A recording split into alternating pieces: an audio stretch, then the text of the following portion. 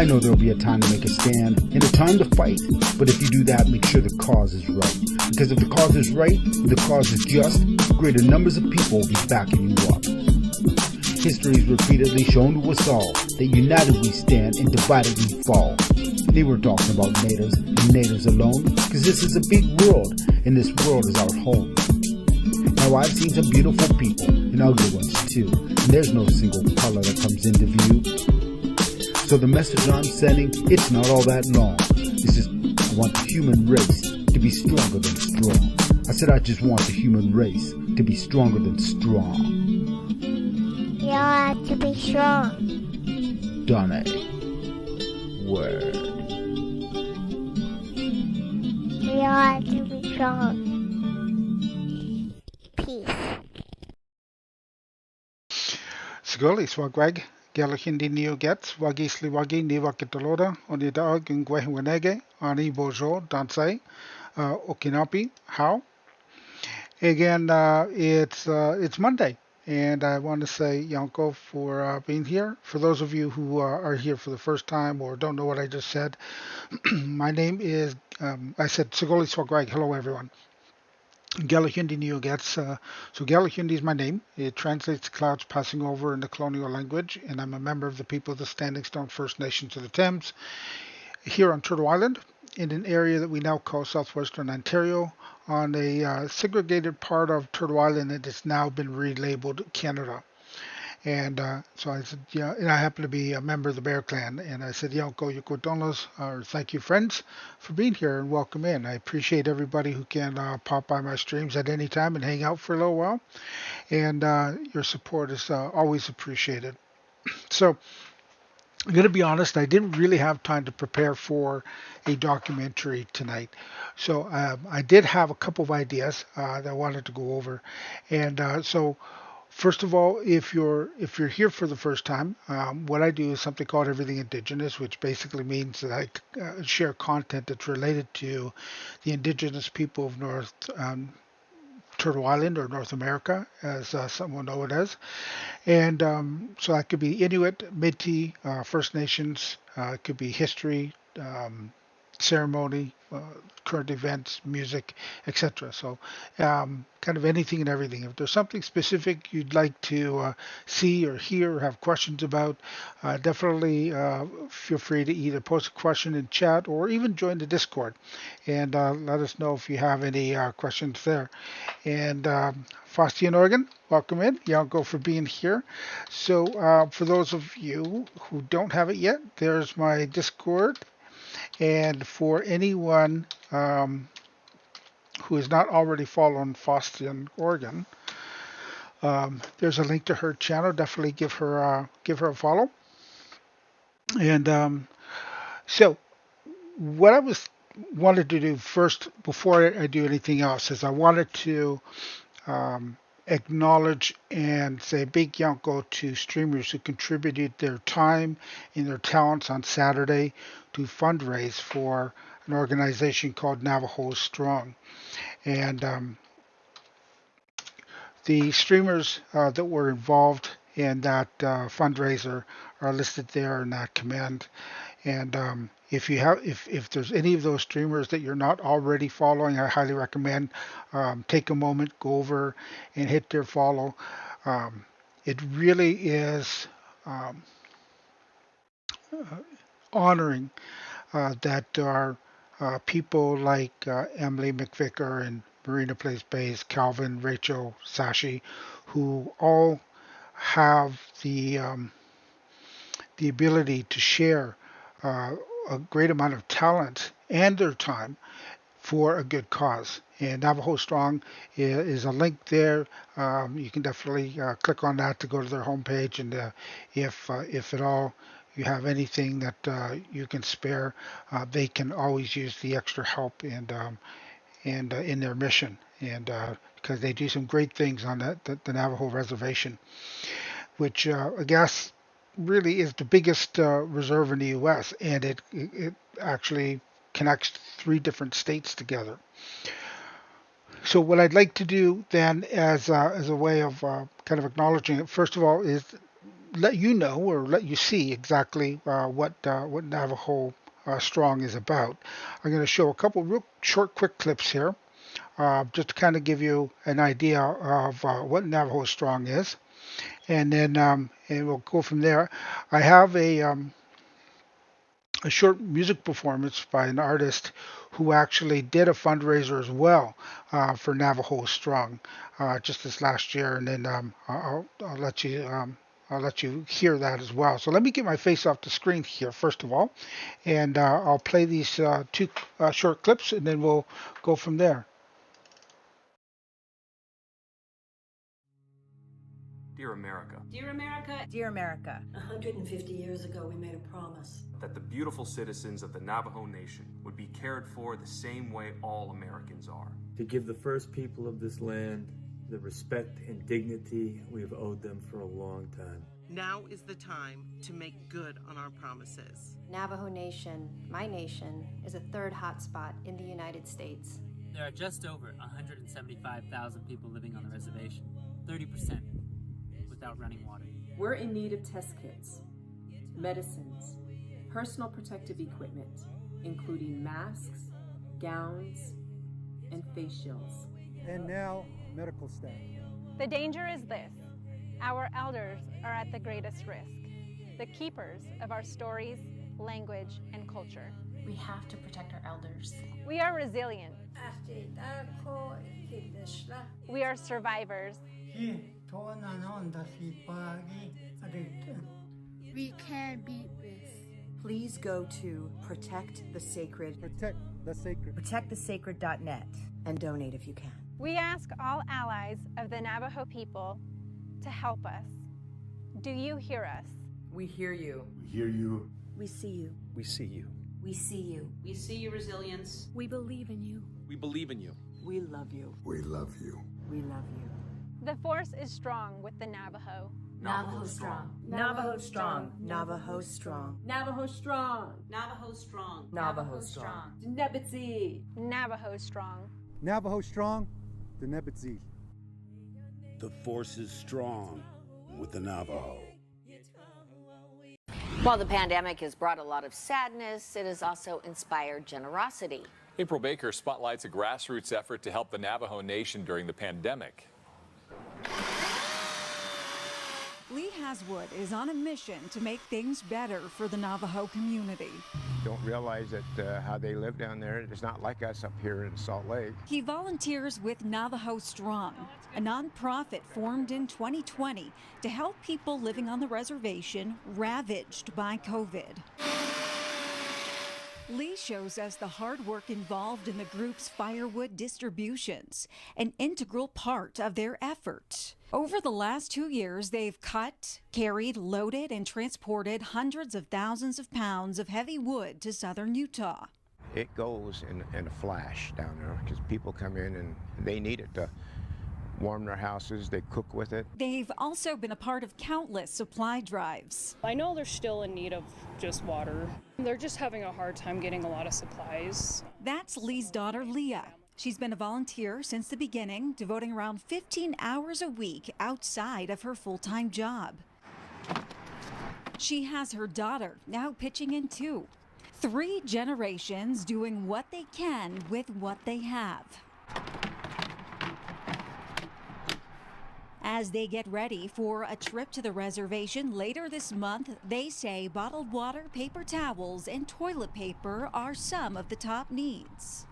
We try to do everything we can to help our people down on the Navajo reservation, and I enjoy it at the bottom of my heart, you know. If you're interested in helping Navajo Strong, this is where you can drop off donations on your screen here. Les Schwab Tire Center in West Valley City, located at 3751 West, 3500 South.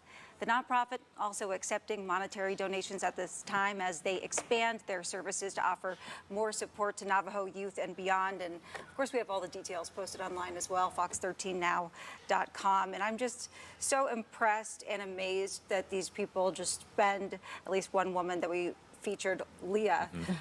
15 hours in addition to her full-time job that she allocates to this effort. Well, I had no idea there was such a need, and now the story just highlights how important it is that people volunteer and help. So, good job.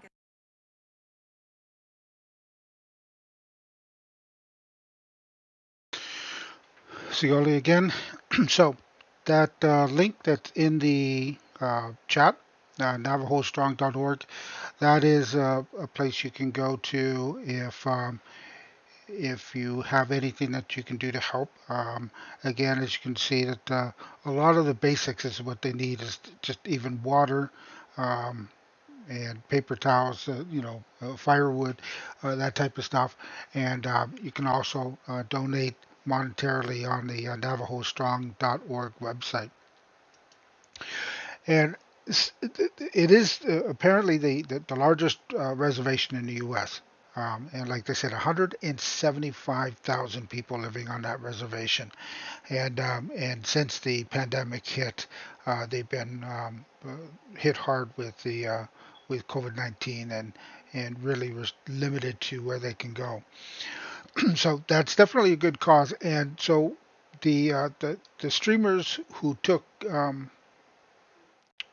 who added to the efforts on Saturday, Emily and the ones listed in that chat. I want to personally thank them and say, again, chat, if you haven't followed these streamers, definitely take a moment to pop over to their channels and hit the follow button for them. I'm sure they would appreciate it. In the meantime, another person who also put some his talent and effort into to raising funds. I'm going to, he did a live stream for the Navajo Nation, and I'm going to share his performance with you. And I'll probably post again that link to keep it fresh if anyone needs to click on it or and bookmark it, or whatever you can do. In the meantime, I'll get my face off the screen here again. And this was a gentleman named Glenn who performed and to a live stream to raise money for the Navajo Nation. While the pandemic has brought a lot of sadness, it has also inspired generosity. Sorry, wrong one.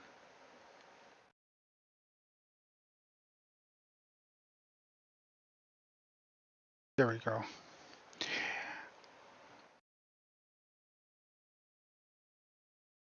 I think that he had a little bit of a mic issue at the beginning here. So there's a minute or two. He's just kind of working it out here.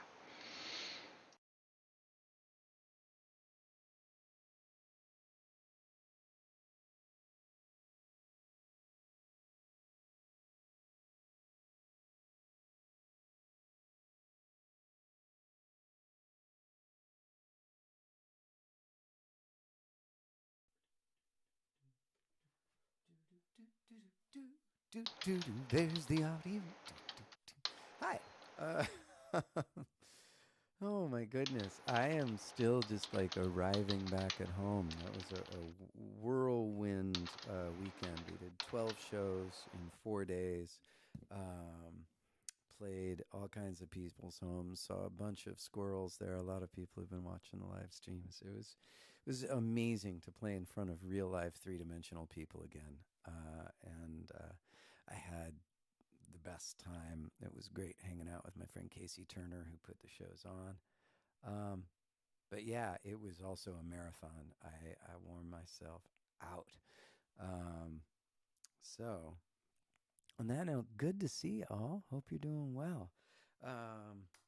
And yeah, it was once again just getting to play. So these were all driveway shows. It was all like on driveways or decks or backyards. It was Bay Area. So I come in, everybody get their masks on and, keep distance. I take my mask off, sing a bunch of songs, throw it back on, thank everybody and move on. And it worked pretty well. So today we are back online, and today's beneficiary is Navajo Strong, helping to support families in the Navajo Nation during COVID. And yeah, and there we are. I'm just going to start playing. That is a lot of shows in 4 days. So let me make sure. Where is my guitar? It's always something. Oh, yeah.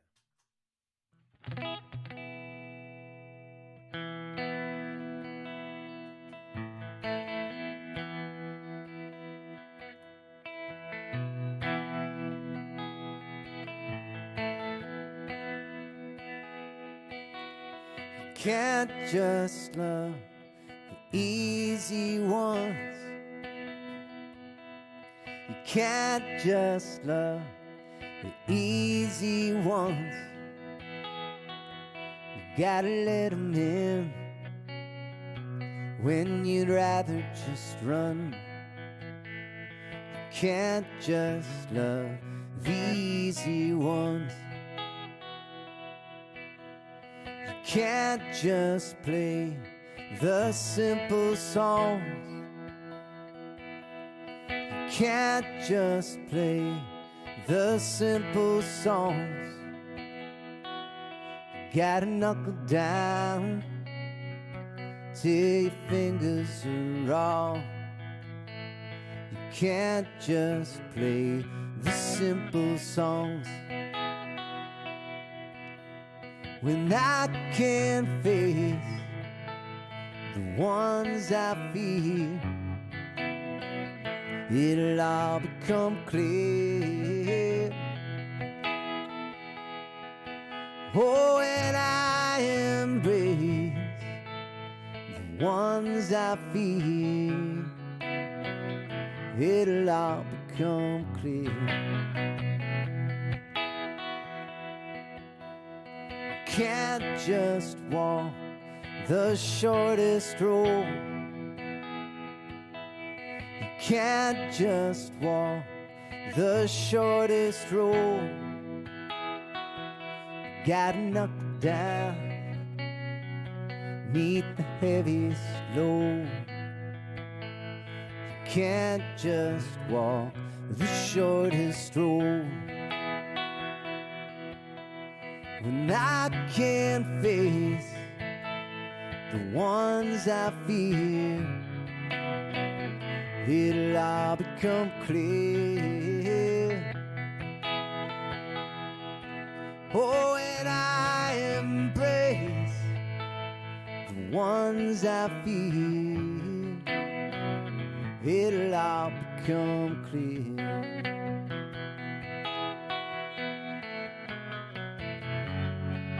For all the suffering souls beside me, I pray love will guide me. I pray love will guide me home.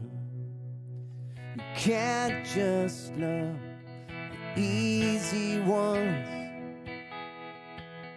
You can't just love the easy ones. You gotta let them in deep when you'd rather just run. You can't just love the easy ones.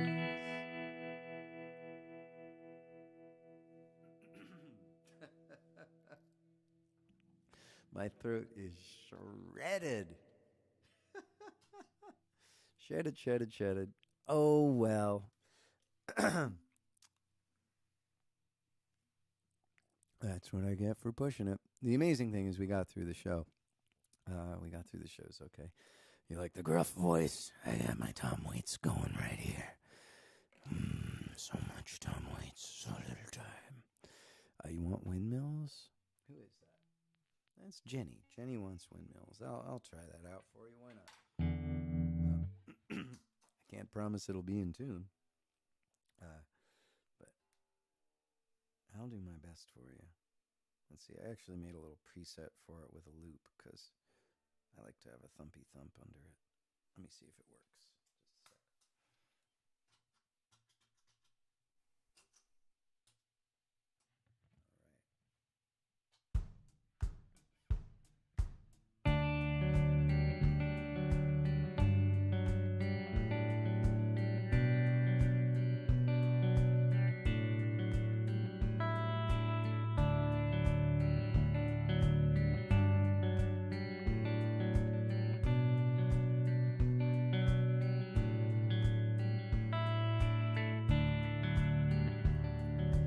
I spent too much time raiding windmills, and we go side by side, laugh until it's right. There's some that you won't show, waiting where the light goes. Take the darkest cloud and break it open. It's water to repair what we have broken. There's some that you won't show, waiting where the light goes. Maybe anywhere the wind blows, it's so worth waiting for.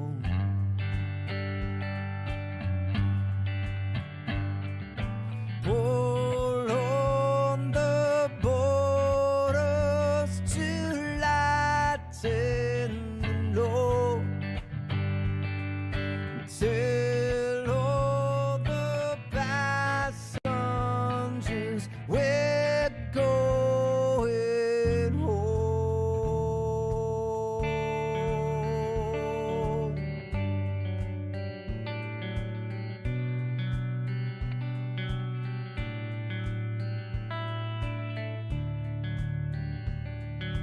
Well, I spent too much time seeking shelter, but a world without end couldn't hold her. There's some that you won't show, waiting where the light goes. Maybe anywhere the wind blows, it's so worth waiting for. And anyway the wind blows.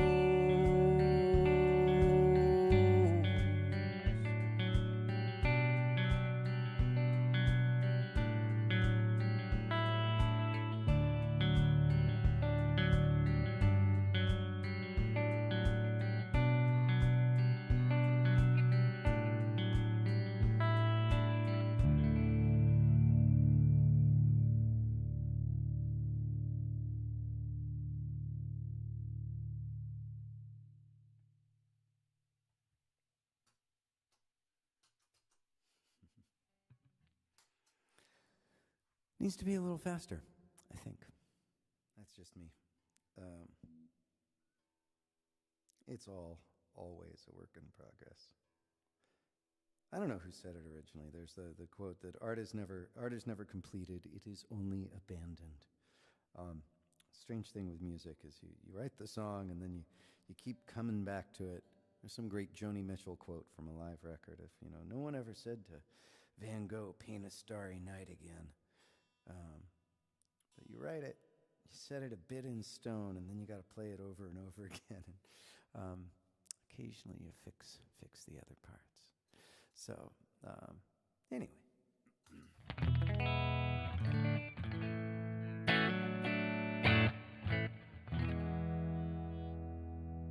All right, Ted asked for this. I haven't played this in a while, so I'm gonna see if I can pull it off.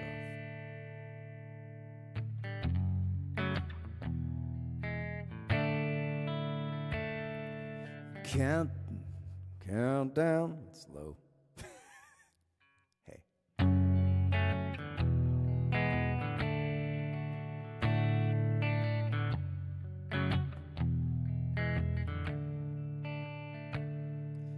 Count down the rings. I pick up the phone. She's sure to know that you're not alone. More on the side, less at home, dust and dryer, where the garden should grow. So it's your decision now to give love or just get out. Don't be another half life in this house.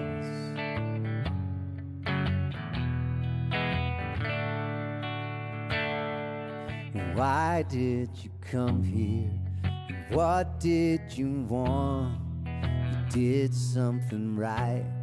Just look what you've got. Well, you can fake it at work, fake it for friends, but not for your children or the woman you wed. So make your decision now to give love or just get out. But don't be another half life in this house. You'll be another half life in this house. But I know you got it in you to let it go. Just let her into you.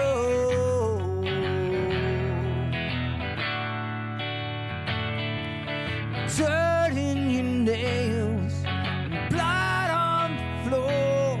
You play for the ankles, you play what you know. So make your decision now. To take it or get the hell out.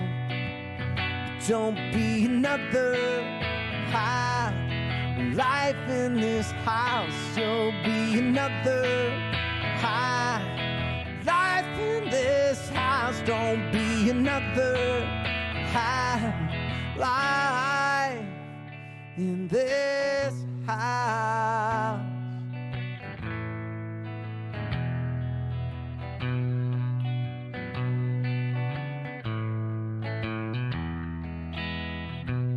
But I know you got it in you to let her into you. Why can't you let her in? Why can't you let her in?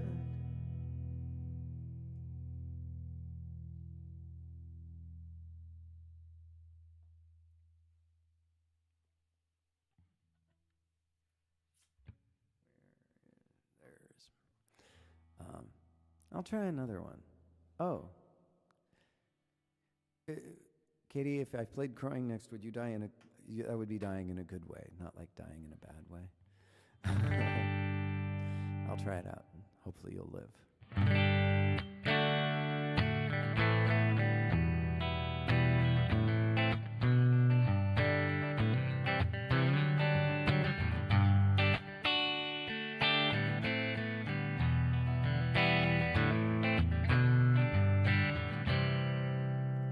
Been waiting to find. Could have been happier given the time if he'd make up his mind. You'd give yourself to anybody who would cross that line. And it was never a question. He was crowing for repair. Give him love and affection, but you couldn't keep him there. Instead of regrets, you sleeping with the angels. He's under the bed and the more skin that you share, the more that the air in your throat will linger when you call him your friend. And it was never a question. he was crowing for repair. You'd give him love and affection, but you couldn't keep him there. You stare at a coldly land reading fault lines, shell of a man, you waited for a word from above. Wouldn't you know it? No answer ever did come, and it was never a question. You were crowing for repair, giving love and affection, you couldn't keep him there. And it was never a question. You were crowing for repair. Oh, you'd give him love and affection, but you couldn't keep him there.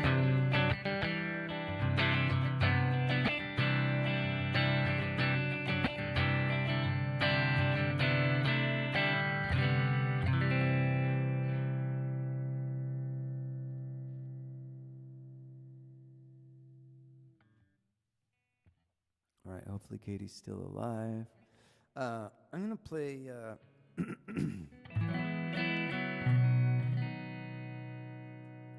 play Released for you. I haven't played that in a while. Somebody was commenting on the posters in the back. Oh, and that one's coming apart. I have bad two-sided tape for the black and white photo. But the photo is by my friend, my good friend who's in Australia now, Bretley Dix, and it's of the Philadelphia Penitentiary, which was like one of the first penitentiaries. It was one of those things that was a very optimistic Quaker idea about incarceration, or the idea that if you were in a room alone looking up at a window high above you open to the sky, that you would be oriented towards God and would become penitent. Therefore, penitentiary as opposed to dungeon or jail.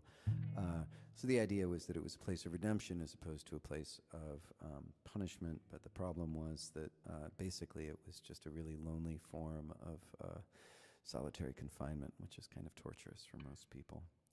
So didn't really have the desired effect, but like so many things, the intentions were good.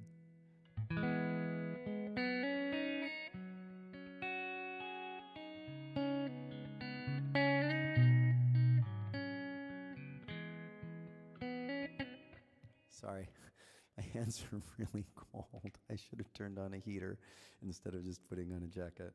I'm making excuses, but I didn't know how tired I was until I started playing this show, and I suddenly realized, like, man, my voice is thrashed, my hands are weird. So, making lemons. No, making lemonade. Making lemonade. That's how tired I am.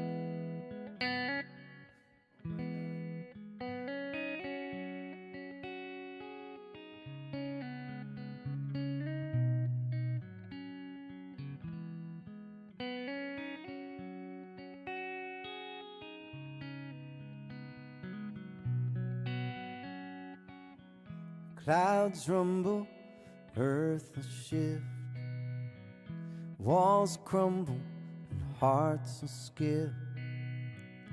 Things changing everywhere but here.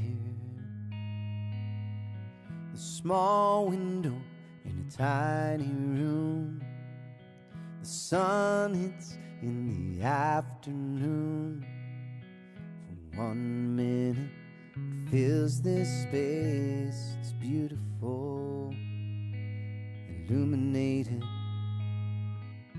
When I am released, the gates fly open before me. When I am released, will you still be waiting for me? Some look at all they find are problems and alibis. My cup is 1/16 full. I'm getting there, but getting slow. When I am released, the gates fly open before me. When I am released, will you still be waiting for me? Oh, oh,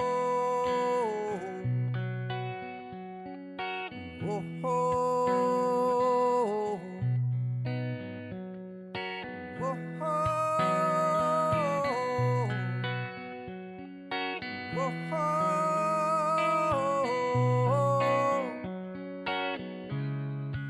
when I walk outside, I will see the sky, and I will leave all this behind. When I walk outside, sun to warm my skin, friends to take me in. When I walk outside,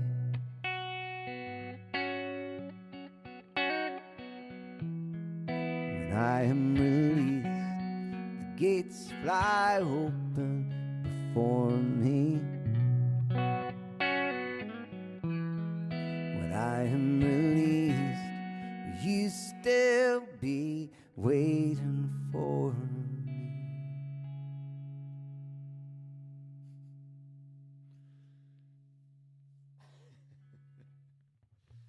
Oh man, muscle memory. That was the other weird thing about playing all the live shows, was I was playing an acoustic guitar for all of it. And I'd gotten so used to light strings on the Telecaster, and you barely have to touch it. It's so simple and light. And I come back and I started playing that guitar, and like, man, it's a lot more work playing the acoustic. And now I come back to the electric and I'm like banging on it like it's an acoustic. And it doesn't like that. It wants light touch.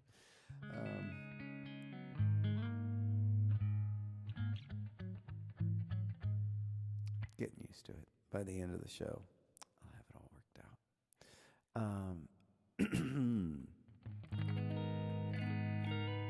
Let's see. There was a request for Mercy Street. I think I'd like to do that. It's been a while, so. And I didn't write it. I like playing things that I didn't write. Looking down on empty street, all she can see are the dreams all made solid, the dreams all made real. All of the buildings and all of the cars, they were once just a dream in somebody's head. She pictures the broken glass and pictures the steam. She pictures a soul with no legs at the seam. Take the boat out, wait until darkness. Let's take the boat out, wait until darkness comes.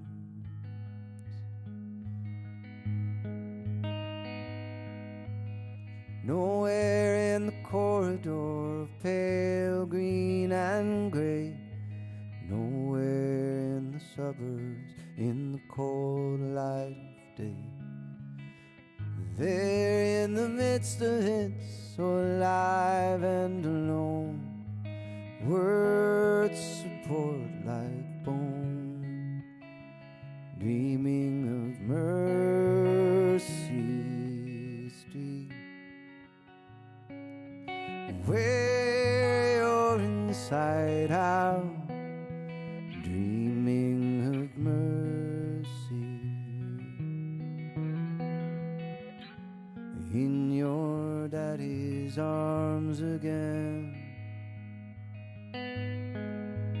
pulling out the papers from the doors that slide smooth, tugging at the darkness, word upon word, confessing all the secret things to the warm velvet box, to the priest. Oh, he's the doctor, he can handle the shocks, dreaming of the tenderness that tremble in the hips, of kissing Mary's lips, dreaming of Mercy Street, where you're inside out, dreaming of mercy. In your daddy's arms again, dreaming of Mercy Street. Swear they moved that sign, dreaming of mercy. In your daddy's arms again.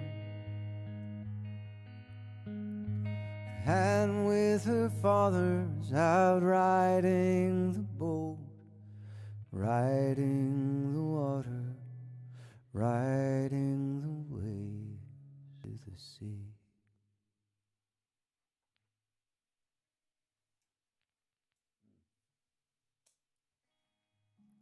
That's a really good song.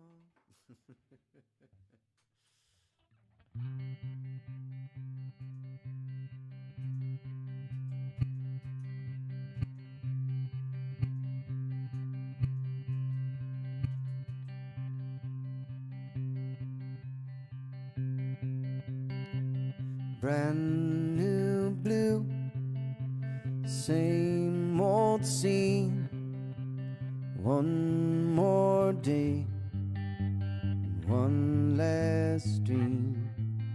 The time just slips away.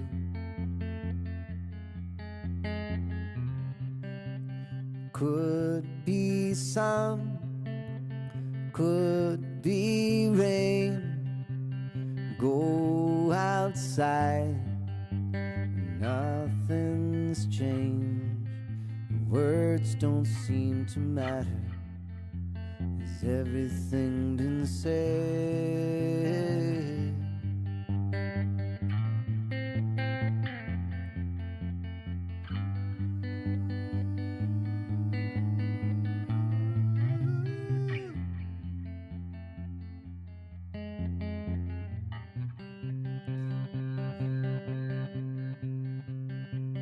Bed by fire, wake by night, four white walls for one small life.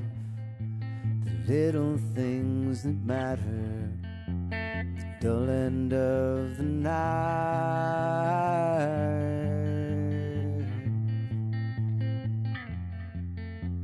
Maybe something's waiting in the next room. Maybe something's changing. Probably not soon. Probably not soon. Brand new blue, same old scene. One more day and one last dream. I'll see you when it's over. You're left to be seen.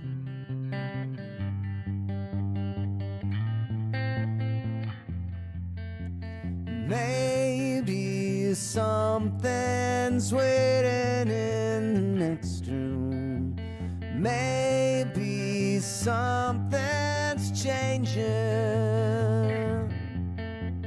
Maybe something's waiting in the next room.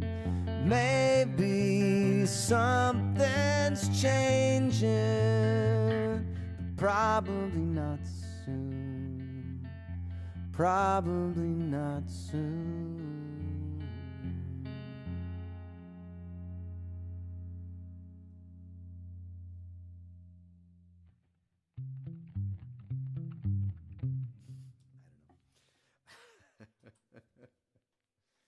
Oh, I feel like I need to be cellared for a moment.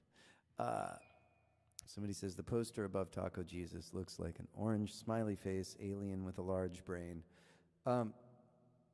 Actually, it was a poster from the. It's a tour poster from. What was the tour? It was the Swallowed by the New tour, and it's kind of it's a giant burning asteroid smiley face, giant burning asteroid smiling face crashing into me playing a guitar. It's about to eat me alive. That's what it is. I was really happy. Somebody wanted the sound of drinking water? Why not stay new? Let's do it.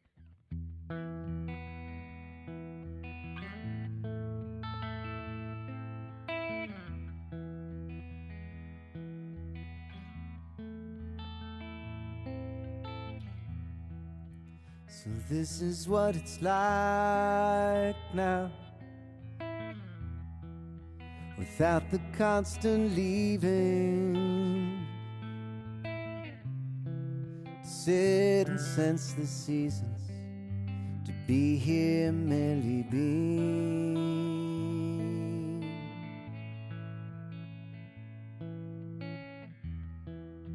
The sound of drinking water,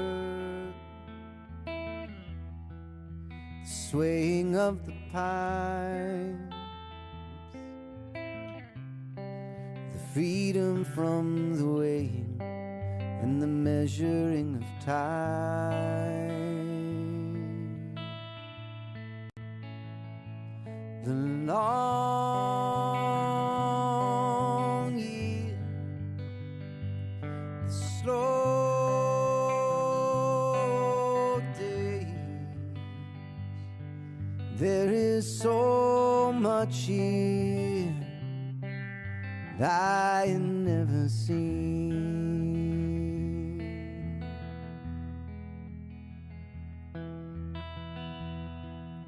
Your head upon my shoulder and slipping into sleep, to drift within my thoughts and listen to you breathe.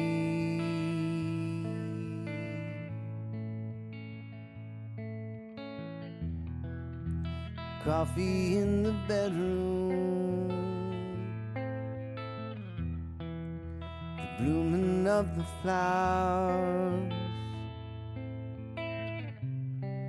the movement of the moon, the passing of the hours, the long year, the slow days. There is so much here that I never seen.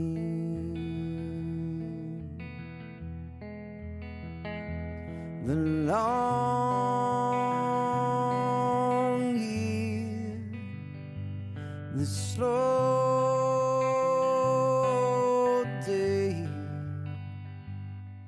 There is so much here that I never seen.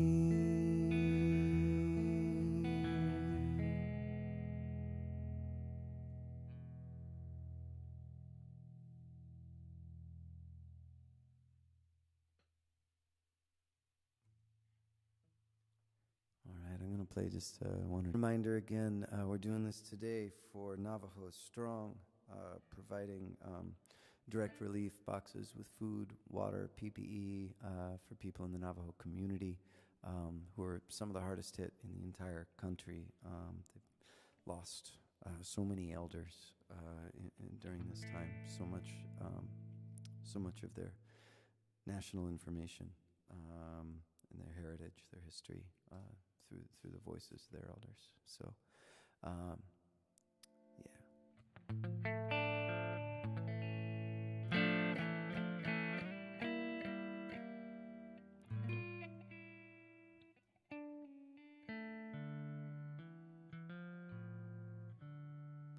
not sure what I'm playing next. What should I play next? Does anyone have one? Are we staying mellow for the end of the set? I'm okay with that. 'Cause, you know, you can do it. Just waiting for somebody to suggest something. We'll see what happens. Walk on the Ocean. That's not exactly mellow, but it'll do. It was the first suggestion, so I'll do that. We spotted the ocean ahead of the trail. Wow. And where are we going?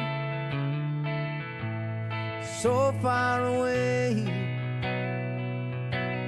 Somebody told me that this is the place where everything's better and everything's safe. Walk on the ocean, step on the stones, flesh becomes water, and wood becomes bone. Half an hour later, we packed up our things and said we'd send letters and all of those little things. They knew we were lying and smiled just the same. It seemed they'd already forgotten we cared. We walk on the ocean, step on the stones, flesh becomes water, and wood becomes bone. Walk on the ocean, step on the stones, and flesh becomes water, and wood becomes bone.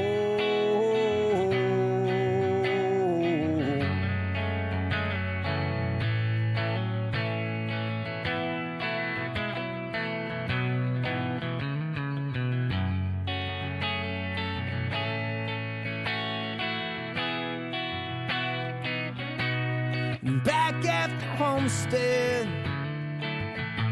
where the air makes it choke, and people don't know you, trust is a joke. We don't even have pictures, just memories to hold. It grows sweeter each season, as we slowly grow.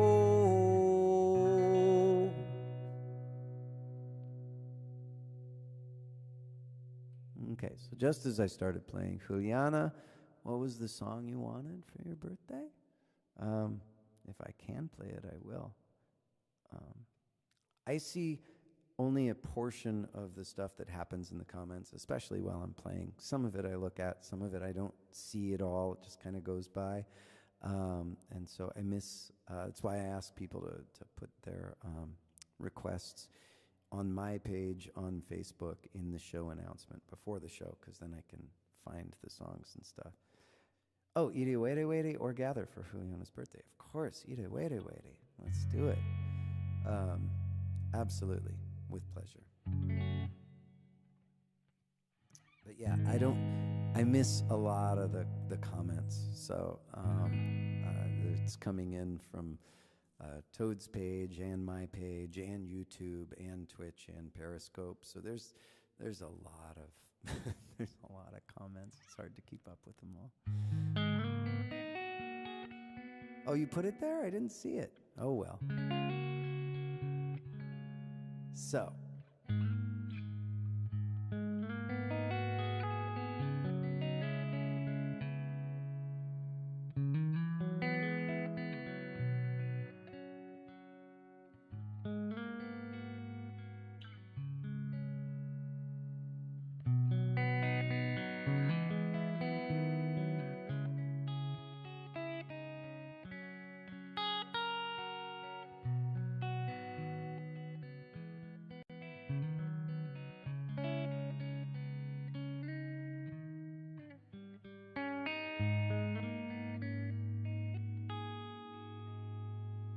Ire were were nita oshun.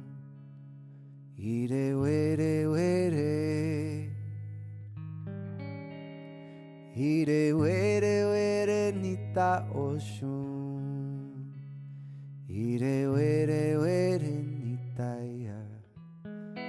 Ochakini ba nita oshun. Cheke, cheke. Cheke nita aya ire were were ire were were nita oshun ire were were ire were were nita oshun ire were were nita ya Ochakini ba nita oshun cheke cheke cheke nita aya ire were were ire were were nita oshun ire were were Ire were were nita oshun Ire were were nita ya Ochakini ba nita oshun Cheke cheke cheke nita aya Ire were were Ire were were nita oshun Ire were were Ire were were nita oshun Ire were were nita ya Ochokini ba nita oshun Cheke Cheke, cheke, cheke, cheke, cheke,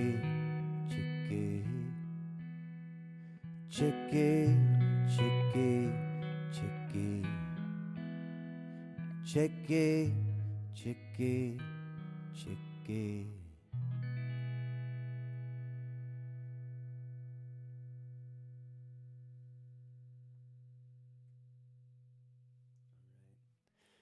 Thank you guys so much for coming out and for putting up with my tired ass stuff. I hope you had a great weekend. It was, once again, it was so good to get to go out and wear myself out playing a bunch of shows for people. Hopefully I'll be back fully awake on Friday for you. Take care of yourselves. Be good. Treat each other well. If you are able, if you got the headroom to give any amount, however small, for Navajo Strong, please help support them on Facebook or on their website, navajostrong.org. Yeah, take care of yourselves. I will see you all on Friday. All right, be good. Thanks so much. Bye. Sigoli Swagwag, Galahindi Neo Gets. Again, that was Glenn Phillips. And for those of you who don't know, Glenn Phillips is actually the singer of the band Toad the Wet Sprocket. and the fact that he did this fundraiser for Navajo Strong is just awesome. Really appreciate that he took the time to put his talent and his effort and time into a great cause, as well as some of the Twitch streamers, as I had mentioned earlier, and I wanted to just one more time say a big thank you to the streamers, Emily McVicker, Marina plays bass, Kelvin Thomas music, Rachel Grace violin, and Sashi Boom, who all uh, gave their time and talent to help raise money for the Navajo Strong. They had set a goal of $2,000 and they far exceeded that. So that's all the respect to them for doing that, and it's totally appreciated. And there are so many indigenous communities that have to deal with poverty, have to deal with the high cost of living. For example, there was a filmmaker named Leda Black, she's a singer and a filmmaker, and her brother also is a singer, and they are both land and water defenders. Um, Logan Stats and Leda Black had gone up to Inuvit, and she had actually posted some pictures. She went to the grocery store in Inuit, and in the picture it shows the a price a bottle of orange juice, the 1.14 liter bottles of orange juice, and it cost 26.59. So almost basically almost $27 for a jug of orange juice, and for a brick of cheese, just cheddar cheese, $18.39. They cost, and then for a 12 pack of pop, um, again another was it $27 for 12 cans of pop. And so this is the northern communities here on Turtle Island that have to deal with the cost. And when you consider that there's no real jobs or employment opportunities that would equate to the cost of the living there, it makes it very difficult. And so many of these communities really do strive on the traditional ways of life, such as hunting and gathering berries and medicines from nature, and so that's the way that they survive. And so it's really awesome when people pull together and do things that help with some relief of this. And then on top of that, over the last couple of years with the um, uh, COVID issues, COVID-19 issues, as you heard earlier, that especially the Navajo Nation, which is the biggest reservation in the U.S., with the 100 and I think they said 175,000 people living on that reservation, and with a third of those people without actual clean drinking water, having to deal with the COVID-19 and poverty and the cost of living. It's just any relief that you can give is definitely um, greatly appreciated. So that's why I want to say thank you so much for those streamers who put out their talent and their time to help raise funds for that. So I also mentioned earlier that I didn't really have a documentary planned tonight. Tonight, Monday nights is generally documentary nights, and I usually have a documentary to show and share.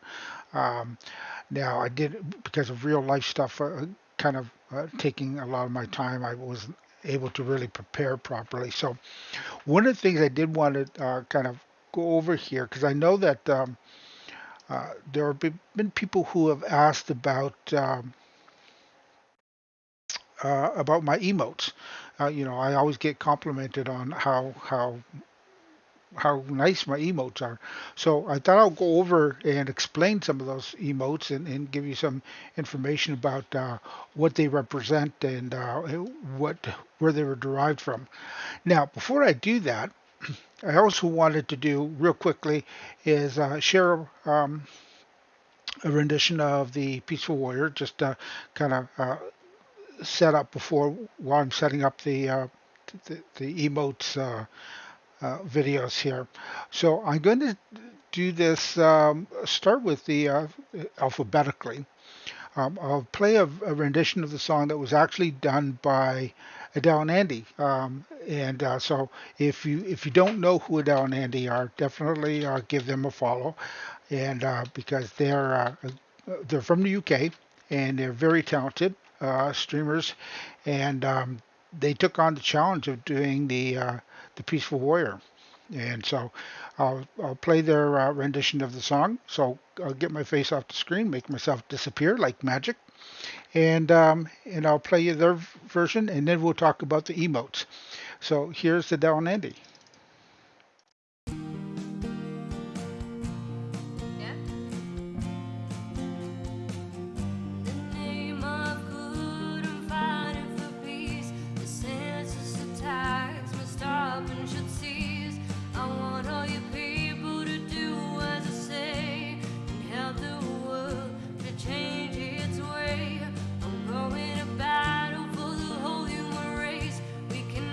Together, that's better.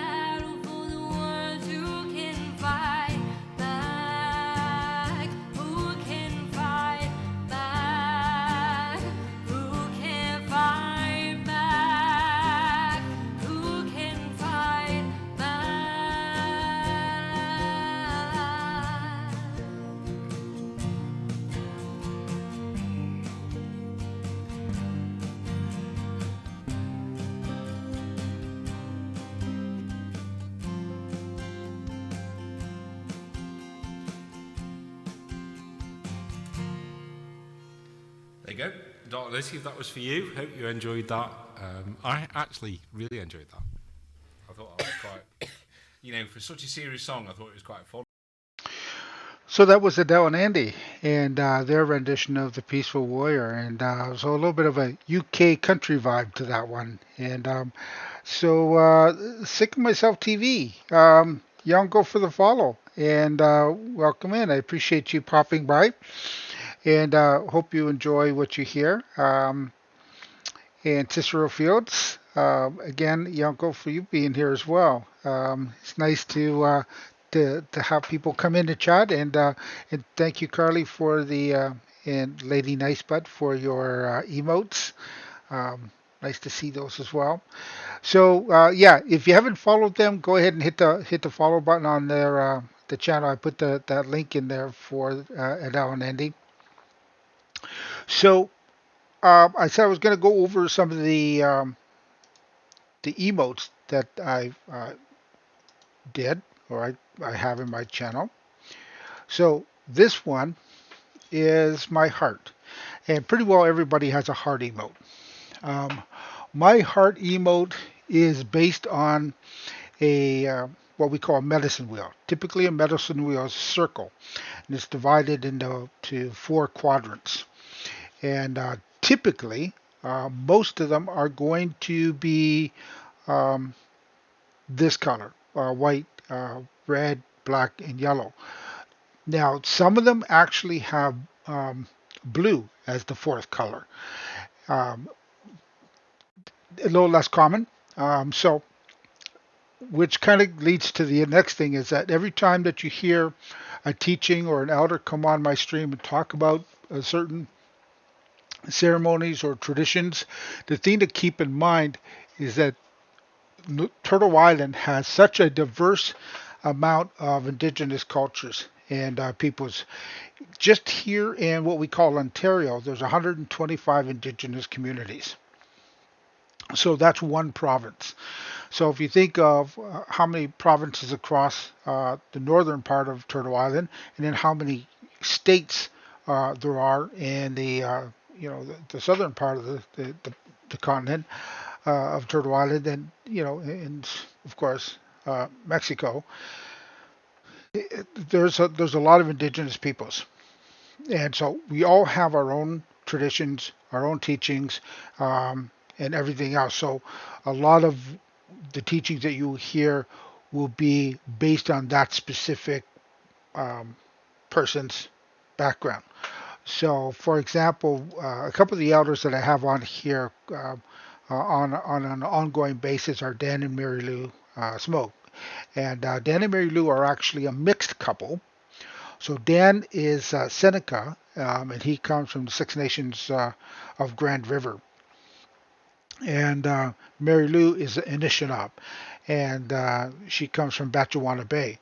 So the Anishinaabe people, their teachings and their traditions and namings and everything like that comes down through the patrilineal line of their community, where the Seneca, or all the Six Nations, the Haudenosaunee, which I'm part of, our teachings and stuff come down through the matrilineal. So my name, for example, Galahindi, would come from my mother's grandfather. That's the way our traditions work, is that they do come down through someone who's passed on to the spirit world on our maternal side of the family. So our teachings would be slightly different. Now, their children, of course, have the best of both worlds, because they're going to get to learn the teachings of both the Anishinaabe and the Haudenosaunee, which is really awesome. Anyway, the heart is based on what we call the medicine wheel. So the medicine wheel, I'll give you a real quick clip here describing what the medicine wheel is. Now, again, keep in mind, this is just basic information, and it will be not specific to any one nation. So it's going to be a general overview of what the medicine wheel is. So let me get my face off the screen again here, and I will show you this short clip on describing what the medicine wheel is. What is the medicine wheel and why is it so important to the indigenous culture? Watch this video to find out the foundations to the medicine wheel teachings. I'm Mallory Graham, Anishinaabekwa from TribalTradeCo.com. Be sure to subscribe and hit the bell for more videos every week on the indigenous culture, smudging, and native teachings. If you're looking for a simple explanation for what the medicine wheel is and why it's so important, then we're here to share the basic teachings to the medicine wheel. Make sure you watch it to the end as we have a special bonus for you.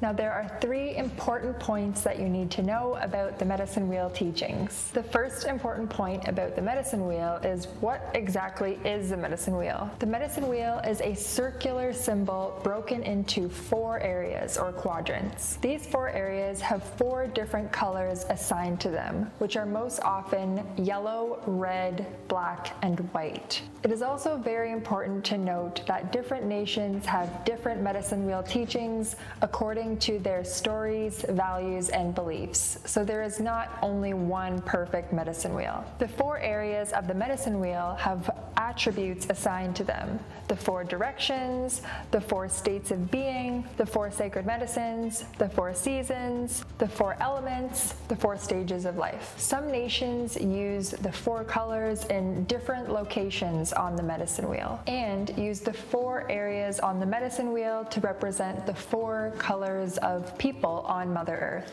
Each of the 4 directions or areas have teachings, and each of the set of attributes have their own teachings as well, which we will get to more in the next 2 important points about the medicine wheel. The second point for understanding the medicine wheel teachings is why this circle is so important. The circle represents the circle of life, the circle of self-awareness, and the circle of knowledge. For the circle of life, Indigenous people of North America look to this circle as a reminder that everything flows in a circle. We believe that life continues on and on. Our spirits live forever, on Earth and then into the spirit world, similar to the circular nature of the seasons and the life cycles. The circle also represents our own awareness of ourselves and our states: mental, physical, spiritual, and emotional. And in order to be happy, we need all 4 of those states to be balanced. We can be aware of our own balance and help steer ourselves toward a more balanced life, therefore a more happy life. We need to be aware of each set of attributes and what they teach us. For example, in order to exist on Earth, all 4 elements are needed. And not only are they needed, they also need to be in balance. The circle of knowledge is one of my favorite parts, as it represents the personal power that we each possess to learn about the different attributes and have control over our states of being to maintain our happiness. And this circle of knowledge means that we use it as a tool and as a system for passing on knowledge. Have you seen the medicine wheel before? If so, where? Please share with us in the comments below. Now, the third point for understanding the medicine wheel teachings is that all aspects of life are interconnected. All creation on Mother Earth was put here for a purpose, and we are all deeply connected. The spirit world is connected to life on Earth, the water is connected to the land, and the sky is connected to the ground. Our connection to the land and to our Mother Earth can directly affect our spiritual well-being, which will then affect our physical health, our emotional health, and our mental health as well. All attributes of the medicine wheel are connected, and we as people are all equal. So all nations of the earth are equally connected to the Creator. If you like these medicine wheel teachings, then download our free medicine wheel poster at the link in the description below. Now you know the foundations to the medicine wheel teachings and why it's so important to the Indigenous worldview. If you like this video, please let us know by hitting the like button. Tell us what you liked about it in the comments. Be sure to subscribe and share it with your friends. Thanks so much for watching, guys. We'll see you next time. Okay, well, there is the medicine wheel, and again, that's going to be my heart that you often will see whenever I go into someone's stream. I always start out with the heart, and it's just a way of me not only acknowledging the streamer that I'm visiting, but that we are interconnected, and in one way or another, we're all kind of relatives. Essentially, is what it comes down to. So the next thing that I did is I created my particular nation, which is the Onondaga, which means people of the standing stone. We have what are called clan mothers, and the clan mothers are the ones who are the decision makers in the community. They're the ones who are consulted whenever our communities want to take action on something or want to make a change. So there's typically going to be clan mothers for each clan. In my particular nation, we have 3 different clans. We have the Bear Clan, Turtle Clan, and the Wolf Clan. So those 3 things are. Oh, yeah, Carly, Yanko, for popping in. And you take care as well. I will see you again. And Faustian, welcome back. We're just going over some of the emotes. I just did a little clip on the heart and what that meant, and how it's based on the medicine wheel. The next thing we're doing is this is the 3 clans that my particular nation has, and again that's bear, turtle, and wolf. So I'm going to share a teaching from an Oneida elder who talks about the the clans. So let me get my face off the screen again and get this started.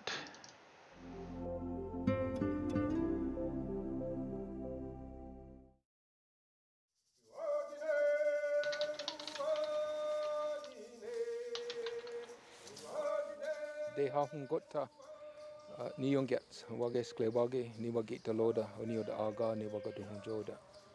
My name is Dehahungota in the Oneida language, and that means that there's 2 paths that I'm going through simultaneously. And to me, it's like being in our world, the traditional world, and then also understanding this world that we live in today. I walk both those paths. I'm from the Bear Clan, Wage Sklewage, and Onio the Aga, that's the people of the Standing Stone, what today we call the Oneida Nation.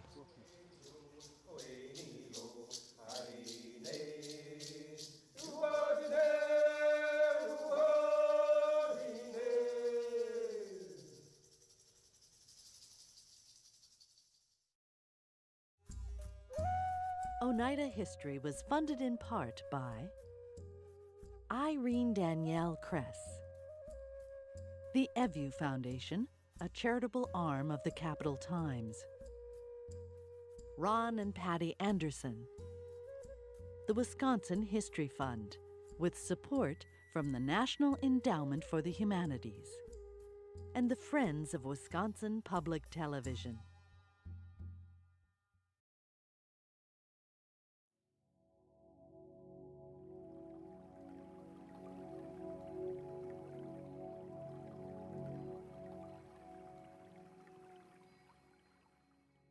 When you talk about who we are as people, I could talk for days, but I'm trying to wrap it up in a little bitty nutshell to kind of give you some insight, I guess, or just the understanding, as to who the Oneida people are.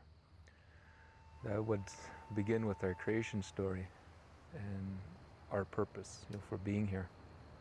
And primarily it's just as the caretakers of the land, respecting it. And I think the key is that everything, every plant, every tree, every animal, every bug, everything that's on the Mother Earth, what we call our Mother to Earth, the animals, is that each and every one was created for a purpose, and was given a responsibility for being here by what we call Sungoya Diesel in our language, the one who created us. And our understanding is that the human being, they were the very last things created. Different colors, different sizes, different languages, and different customs, just like everything in creation. You know, that they talk about that web of life, you know, everything's connected. And so our creation story teaches us about respecting everything. It teaches us about responsibility that we have as the human beings, as protectors and caretakers of this natural world. It teaches us about reciprocating, of giving back, you know, through ceremonies and thanksgiving and acknowledgments, you know. And the key, I think the most important part of it is the relationship, that the Creator had intended for us to have this relationship, intimate relationship with all of creation, all of the human families. Over time, different teachings have come to our people. The Lodinoshoni Ha'aga, what we say in our language, is the people of the Longhouse, what contemporary people call the Iroquois. But there's a number of Iroquois nations, and each one has retained some information. The Mohawks, Oneidas, Onondagas, Cayugas, and Senecas, and later on the Tuscaroras. And what I've been doing for the last 25 years is trying to learn all of them and combining them so it gives a clearer picture of who we are. I made reference to the earth as our mother, because our understanding is that that's where everything was molded and shaped from, by this being. And so we look to her as our mother. We look to the different greater forces around us, and there's relationships there. The thunders are our grandfathers. There's a story behind that, you know. The stars are our relatives. There's a story behind that. The sun's our elder brother. There's a story behind that. You know, the moon's our grandmother. There's a story behind that. There's a story connected with everything, you know, and it's all rolled up into that creation story. As time progressed and people began to multiply, different people went off into different directions. And in our oral tradition, it tells us that we originally came from the southwest area. It talks about this great river that we crossed that ran north and south. It went off into the northeast, it tells us, and that different nations arose from that. And when the nations began to identify themselves as geographically from where they lived in our homelands in New York, you know, we became known as the Onoyoda Aga, you know, the people of the standing stone or granite. Our relatives to the east became the Ganyange Ha'aga, what we call the people of the flint, the Mohawks. And our relatives to the west of us were known as Onundage Ha'aga, you know, the people of the hills. They're getting into the foothills of the Appalachian Mountains there. And then next to them was the Cayuga Ha'aga, you know, the people of the Moki lands, the Cayugas. And then the Jitwana Ha'aga, you know, the people of the mountains, the Senecas. You know, so every nation, which its name is derived from the territory that they resided on, you know, for centuries, probably thousands of years. And within each, there were a number of clans too that emerged. And there's a story behind that too of how the clans came to be. It tells us that there came a time in our history that there were so many people, when people were dying, is that the people, everybody mourned, and so that began to affect the ceremonies. It disrupted the whole social society because people were grieving all the time. And there was a messenger that came here, that was sent here by the Creator to put things back into order. An idea came from this young man. We ought to pattern ourselves just as the natural world is. Because we're matrilineal, it's our eldest women who are the ones that speak for that family. And different families, these old ladies and all of her offsprings, her sisters and her nieces and daughters and their offsprings and spouses, that's how they would live in their homes, their longhouses, matriarchally. The man would go and live with them when they marry in. Those old ladies were always in the habit of getting up early in the morning. And so what they were instructed to do was to pay special attention, of that real quiet time, real sacred time at daybreak. And over time, each one of those old ladies, there was an animal that came to them. 3 from the sky world, 3 from the four-legged, and 3 from the water world. So for the Oneidas, we have 3 clans, bear, turtle, and wolf. But there's 3 different kinds from the canine family. There's 3 different kinds of, or sizes of bears from the bear. There's 3 different types of turtles. So there's 9 distinct families that eventually became the Oneida Nation. And it's like it with all those other nations as well. Each one, there's a certain number of clans that it's composed of. And over time, there's different messages that we received. The clans came first, then the ceremonies came. And the ceremonies was our way of giving back, of showing, of honoring, things in creation. And it's cyclical. We follow the natural cycle, the universe, the seasons. And so there's ceremonies to give thanks for certain times of when we harvest things or things become ripe in the natural world. And with each one, there's a story behind it as well. The songs as well, how they came to us, whether it's medicinal, ceremonial, or what we call a social dance, just for fun, entertainment.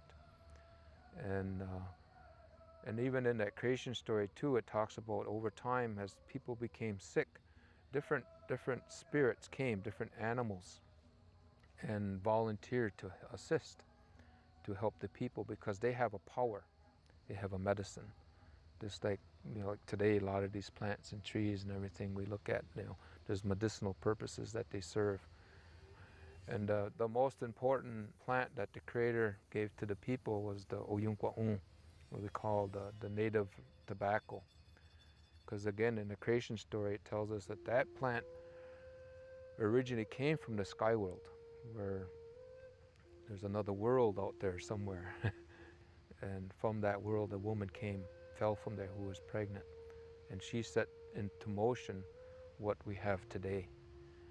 And that was one of the plants she brought from that world.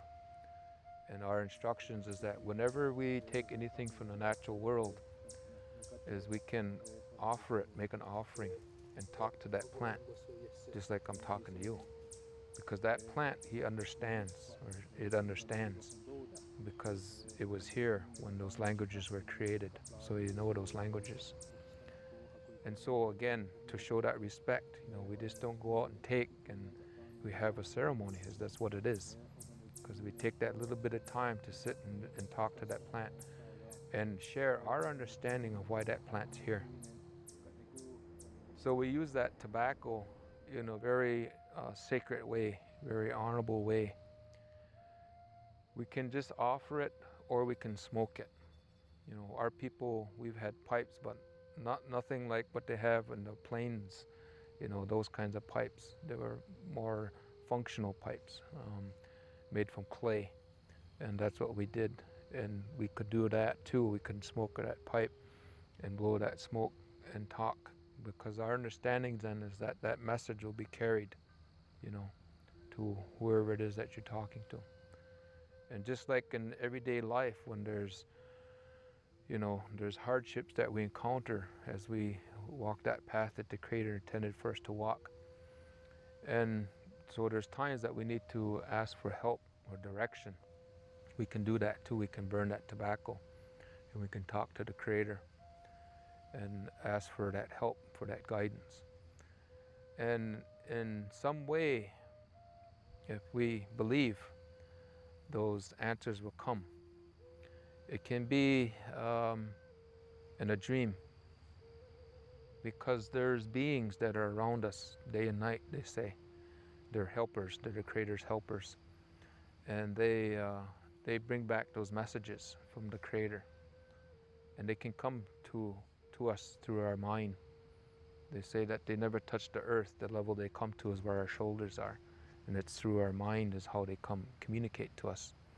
And so it can be in that way, or it can be in a thought, you know, they're providing that. It can be something that we need to see in the natural world. There was a time in my life where I was really struggling with my history, my past, since birth. Because in our community, in indigenous communities all over this Turtle Island, what we call this continent here, is that alcoholism has really devastated our people, you know, and that's the kind of home I grew up in. And so I was really struggling with some of those issues of growing up, you know, that domestic abuse. And I was walking in the woods, and I came around this corner in the bend in the woods, and on this path, and here there was this grouse, a mama.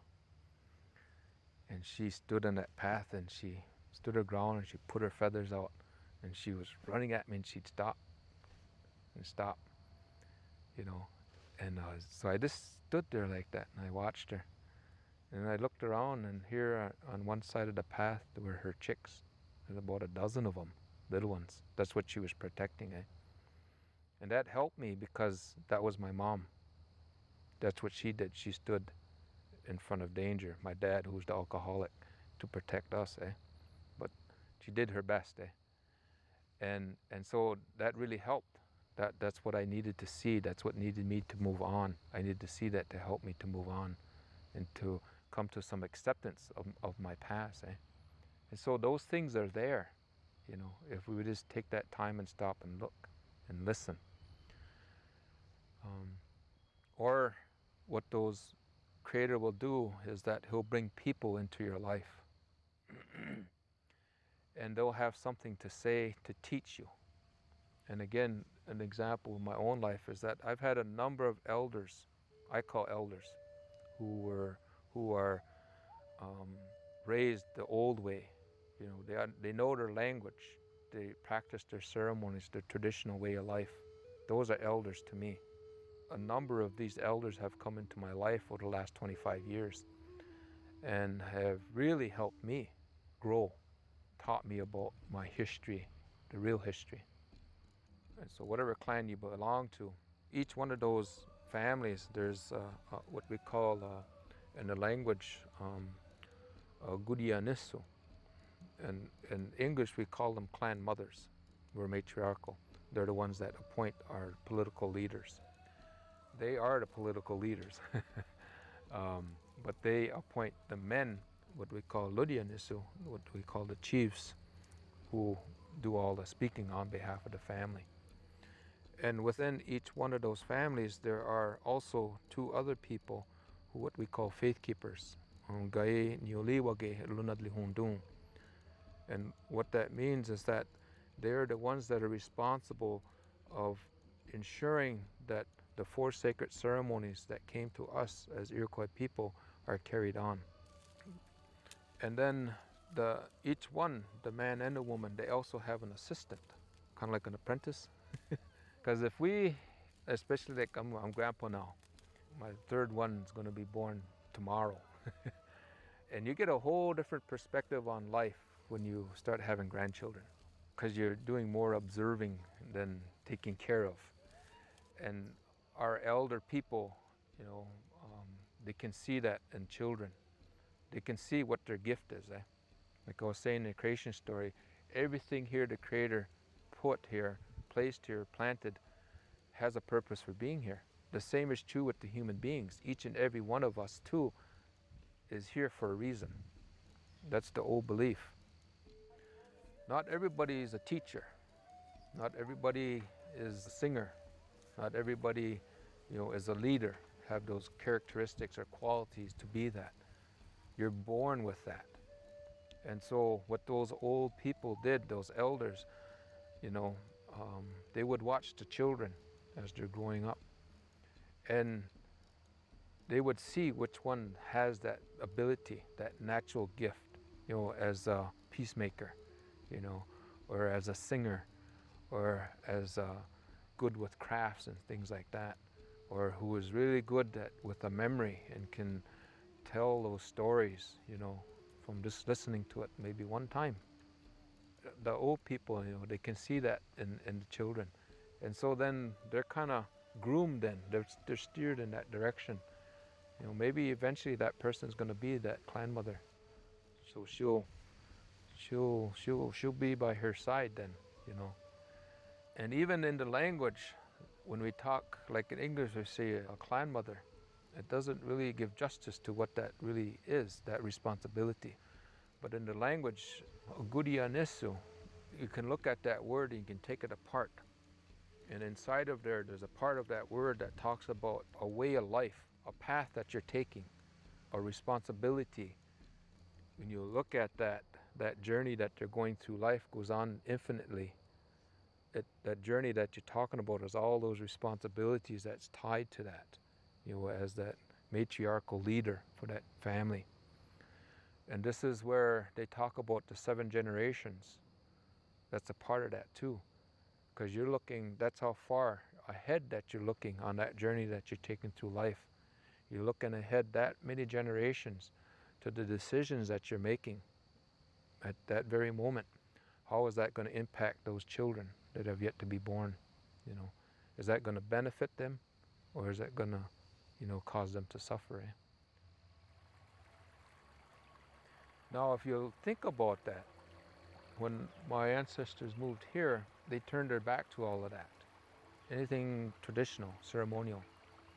They became Episcopalians, right around, 1700 there, somewheres in there. That fractionalized our nation. Consequently, when the Revolutionary War broke out, the ones that were predominantly Christian sided with the colonists. And then there was a group of our people that sided with British, and then some that tried to remain neutral. And what that war did is it really finalized that separation, because you had families fighting against one another. Our people were the scouts for that war. And what George Washington did was send in the troops to exterminate the Iroquois people. And the Oneidas were the scouts for that. So when they came here, and I think that's why, one of the big reasons why they came here, was because of that. And so made a land deal with the Menominees and wanted to re-establish themselves as a power, which never materialized. And this community here, the Oneidas of Wisconsin, have been pretty much the leaders in terms of the assimilation process. Consequently, when I was growing up here, I didn't know nothing about my history. I didn't know nothing about my culture. I didn't know my language. The English was what was spoken in my home. Alcoholism was prevalent in my home and in this community. I went to the public school. So in terms of any kind of ethnicity, other than the skin being a different color, there was nothing evident here. But in the 70s, there was a lot of indigenous people that began to kind of look at their past, to reinstill that pride in indigenous people, to look. You all have a story, you all have a creation story, you all have songs, you all have traditions, and to revitalize it, bring it back to life. It's been gasping for centuries for a lot of nations. That's when we start going to Canada. There's another community there, the Oneidas of the Thames. And they have a longhouse there, and they have ceremonies there, you know. We still had the language here, but it was just a conversational language, nothing ceremonial in terms of traditional. But there they still had that. And there's many communities on the Canadian side that had longhouses, and just a few on the state side. And so we went there and we started attending ceremonies and started learning there. And that's where my pilgrimage began in terms of learning my history. And from that, we built the longhouse here. And in 1983, we had our very first ceremonies. And from that time on, the last 25 years, we were able to do them ourselves now in the language. That's what we're doing today, you know. We revitalized it. And the elders out east, they look at that as a miracle. That's a miracle. That we're, the people from this community here, are carrying on our ceremonies by people from this community, which 78, I think, it was illegal.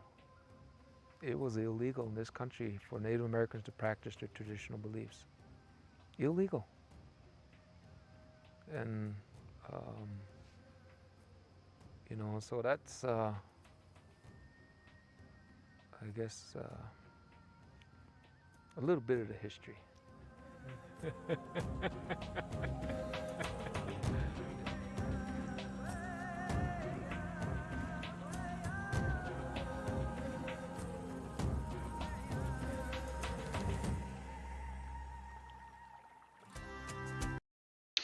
Siguli Swagwag. Phil Vello, welcome in. Yanko for being here. I appreciate you popping in. And tonight we were just going over a couple of different things. I was just going over most recently the emotes that I provided. The first one we went over, of course, was the heart, which is based on our medicine wheel. And so we did a little blurb on how we use the medicine wheel for teachings. And then what we just finished now was a teacher talking about the clans. And 6 months at Tier 1. Yo, go Phil. I appreciate that so much. Thank you for your support. So well, I was saying we just watched this elder talk about the history of the Oneidas, or Oneidas, and the clan mothers, and the clans, or I should say, and how they're dispersed. So we have 3 clans in my nation: the Bear Clan, Wolf Clan, and Turtle Clan. Hence those three emotes. And so the next emote I wanted to share something about. Let me see here. Many people will see this one. And this is called the Haudenosaunee flag.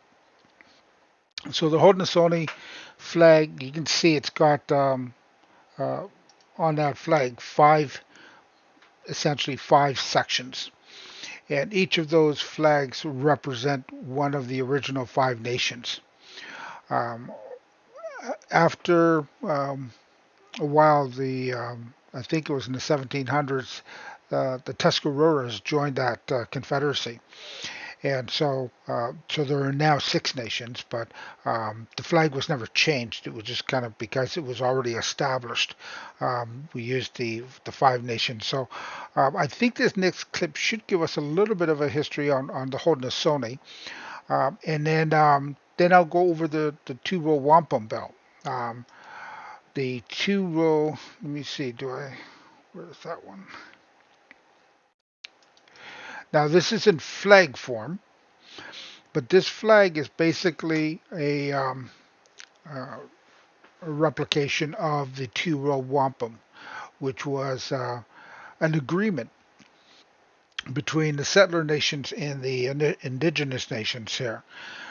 So the two purple lines represent a boat and a canoe.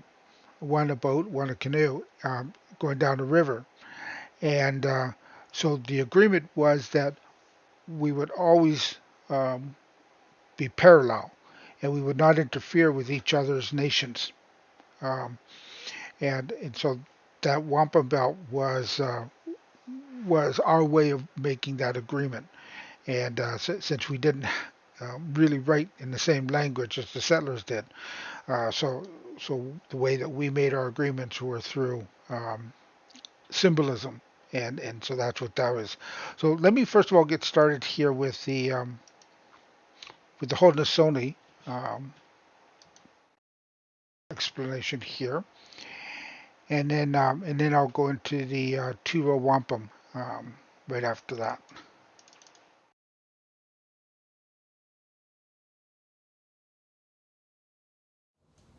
My name is Joak Gusson. I'm from the Onondaga Nation, and I'm a faith keeper for the Turtle Clan. My English name is Oren Lyons. I have the title of Taradaho, traditional leader of the Haudenosaunee. My English name is Sidney Hill. And my given name at birth was Haihodagwas. So I have a number of names. I'm from the Onondaga Nation, which is central fire of the Haudenosaunee Confederacy. The Haudenosaunee, and the French call us Iroquois. English call us Six Nations. But we are 6 confederated nations: Mohawk, Oneida, Onondaga, Cayuga, Seneca, Tuscarora. It's an old confederation based on peace, equity, and good minds. We have certain mandates given to us as people and then as leaders to care for the next generation, just caring for the earth and respecting it. Right now we're located just south of the city of Syracuse, New York. We've always been in the area, stretching up into Canada, down past Pennsylvania, our Aboriginal territory. At one time, the Haudenosaunee, I was told by leaders, our leaders had as many as 85 nations under our wing. That's a lot of responsibility. We have been given 3 messages from the Creator for our people. And the first was given to us as our ceremonies, and how we were to give thanks for all the things that we have, and to respect and appreciate those things, and to also to take care of them, or be responsible for those. And we got away from that, and the people started warring, just devastating our people in all our territories.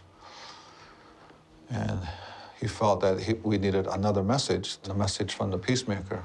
He sent this message to this young person to bring peace and to form the Confederacy, to come together as a unified government and give us ways to conduct ourselves and to elect leaders and to create this balance amongst our people.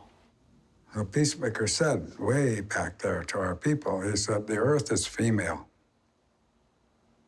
And therefore, the women are in charge of life, the earth itself, water.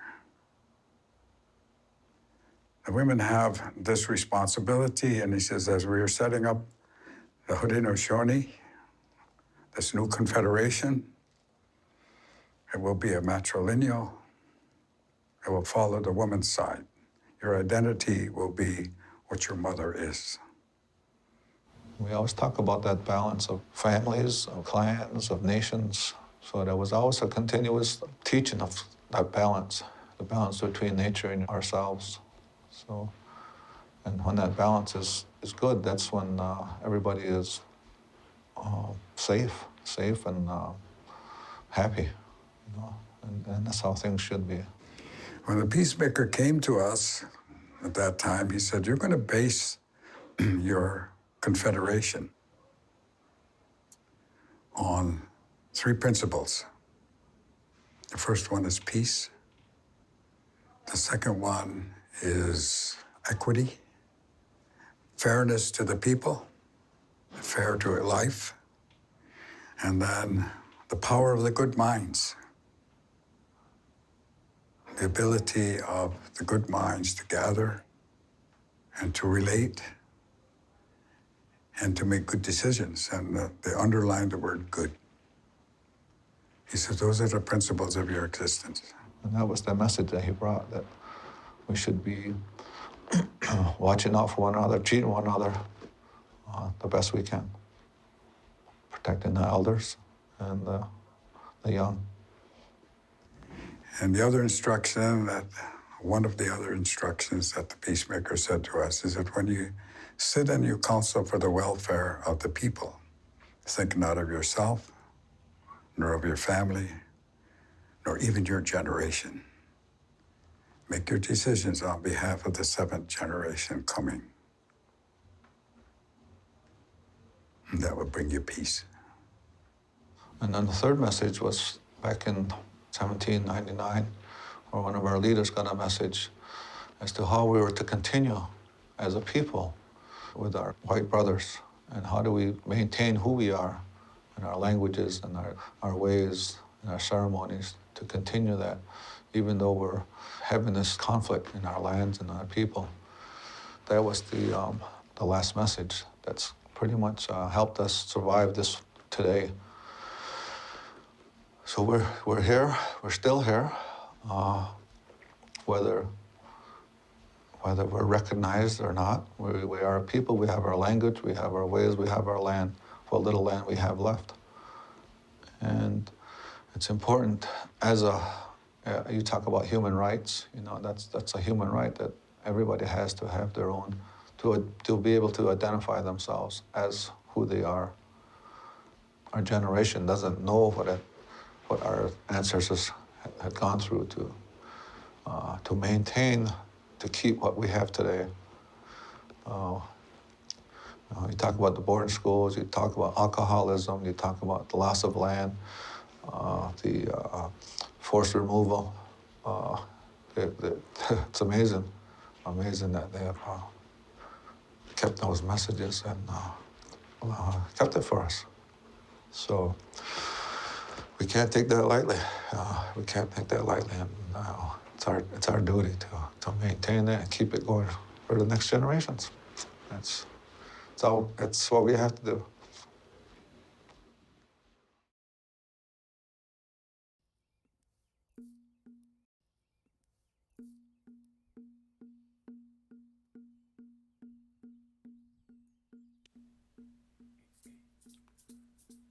The Gunyagehaga, or Mohawk people, are the keepers of the eastern door of the Haudenosaunee Confederacy.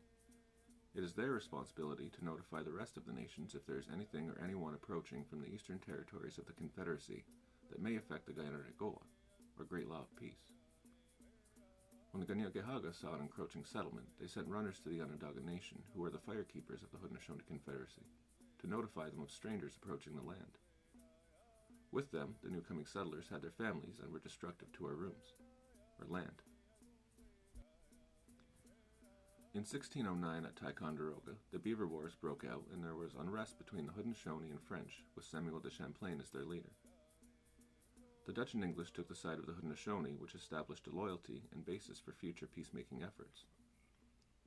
During this time, the Haudenosaunee Confederacy consisted only of the original 5 nations: Mohawk, Oneida, Onondaga, Cayuga, and Seneca. Between 1613 and 1614, the Haudenosaunee came to an agreement with their Dutch allies, which was also adopted by the English and subsequent colonial government leaders such as George Washington. This agreement was called Gaswanta, or the Two-Row Wampum. When the discussions began, the Dutch stated to the Haudenosaunee leaders that they would be like our fathers, and we would be like their sons. The leaders responded, "You say that you are our father, and I am your son. We say, we will not be like father and son, but like brothers. This wampum belt confirms our words. These 2 rows will symbolize 2 paths, or 2 vessels, traveling down the same river together. One, a birch bark canoe, will be for the Indian people, their laws, their customs, and their ways. We shall each travel the river together, side by side, but in our own boat. Neither of us will make compulsory laws or interfere in internal affairs of the other nation. Neither of us will try to steer the other's vessel. The Haudenosaunee recognized the way the Dutch recorded their laws and agreements and determined that the pen and paper would not stand the test of time. The wampum belt was presented as the Haudenosaunee contribution to the agreement. Wampum was used as it comes from the quahog shell, which were in abundance in present-day New York State and the eastern coast of Turtle Island. All agreements going back to the Peacemaker were recorded using these belts, which were proven to withstand the test of time, ensuring that the agreements would never be forgotten. The belt was designed with 3 white rows and 2 purple rows, all equal in width, showing the equality between all nations and the balance we need to maintain in creation. The white beads represent the river of life. Purple beads represent the people of the Haudenosaunee and the Dutch living side by side, one in their canoe, the other in their ship. When the Dutch asked a Mohawk leader what would happen if someone fell between the canoe and the ship, they responded that it would be up to that person. They would need to make their way to either the ship or the canoe, and live under those laws respectfully, forever. The agreement has been kept by the Haudenosaunee to this date.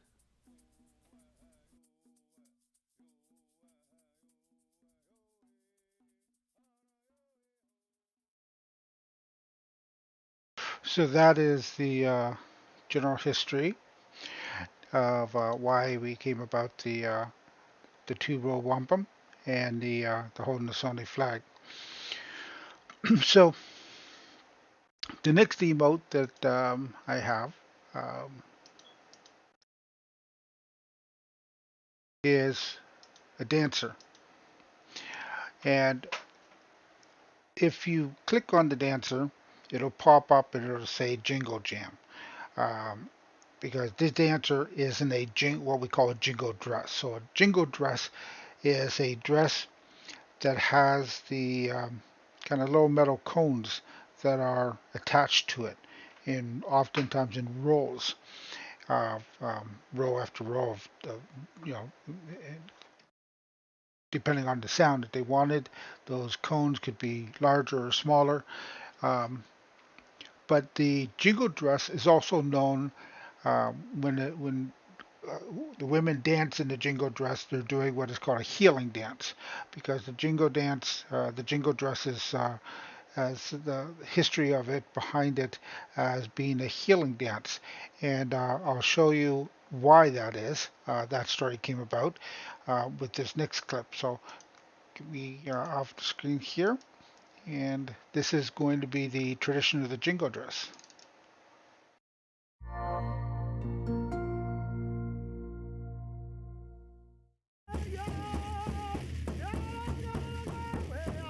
I dance jingle because I like the way I move, I like the way it sounds. It makes me feel good, it empowers me. You want to learn how to dance jingle in the correct way from where it originated.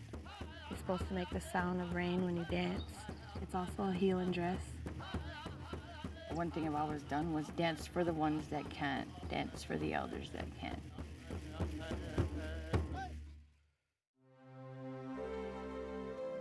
The Jingle Dress Tradition is a co-production of the Mille Lacs Band of Ojibwe and Twin Cities PBS. This program was made possible by the voters of Minnesota through a grant from the Minnesota State Arts Board, thanks to a legislative appropriation from the Arts and Cultural Heritage Fund. Usu, kwe ma gawin the moon. Mangi guys wan go chay ag. Kita san damuan o si baskaigan gap chunjaba magak. Going to go in Kenagego and get Kansas Zine. Got Piwawin in the Moada Shetago and get the Bajan Don. There was a man and a woman living down there, and the man finally told his wife, he said, you know, I've been having these dreams about these ladies dancing. Gigush goes enough. Ningi puaj game in a Anin ka nabandaman. Migo na saba pane. Niwin ni kwewag ni miwad. Niwin and nandewan oga dudasawan. Anin ka nandek. Bejig mesqua. Na bejig o jawa squa. Minwa bejig o zawa. Na bejig a nibi shabaganande. Their dresses are different. They make a noise. He said little metal things look like was sewn on their outfits, on their dresses. Yabina gego. Biwabi kunsan. Biwabi kunsan giyo gadeni wanama ogadu dasawan. Biwabi kunsan. We're going to know Biwabi kunsan. Mi wanda minweweni. Mir jigwa and goji. Ni wing bawanagwa. Oh. Anin kaya ga pagisawat? Mi eta jigwayak. Gawin gi ajeshimo siwag. Gawin gaye gi kijabashimo siwag. Gi wa jepe bagizawag. Oh. Gida wabinda na?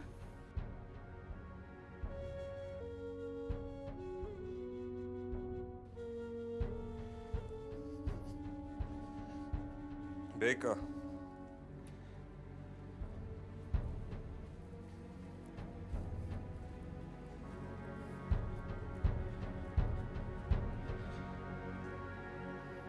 Nina named them.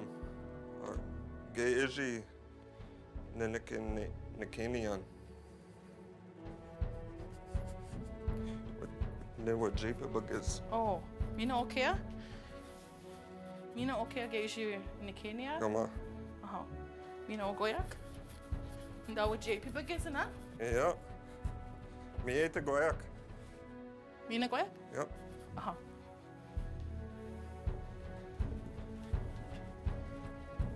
Mina ishi goyak?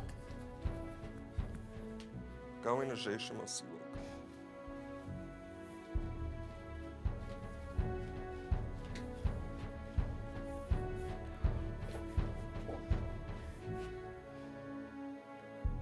Does chiga day one the name them? Gonna put daga wage mag on in the kwewa gay we do kawiwad. Yeah. She got together with some ladies in the community and they made those dresses how he described them and showed them how to dance.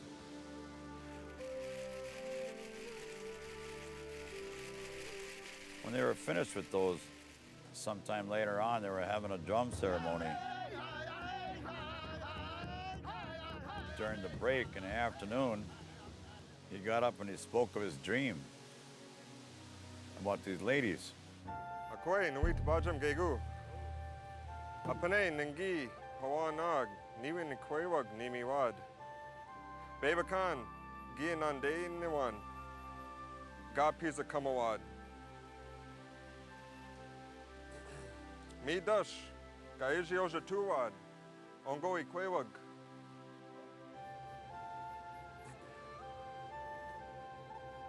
Weweni gae ningi pinda kunja gamen.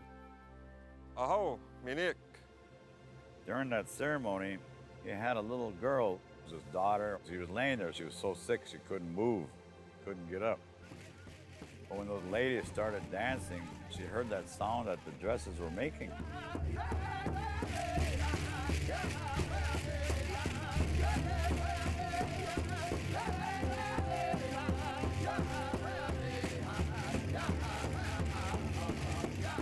She kind of sat up, perked up a little bit.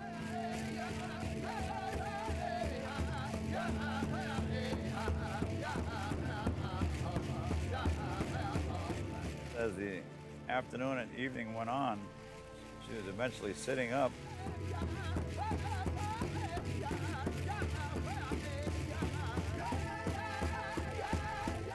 She was actually out there dancing with those ladies in those dresses.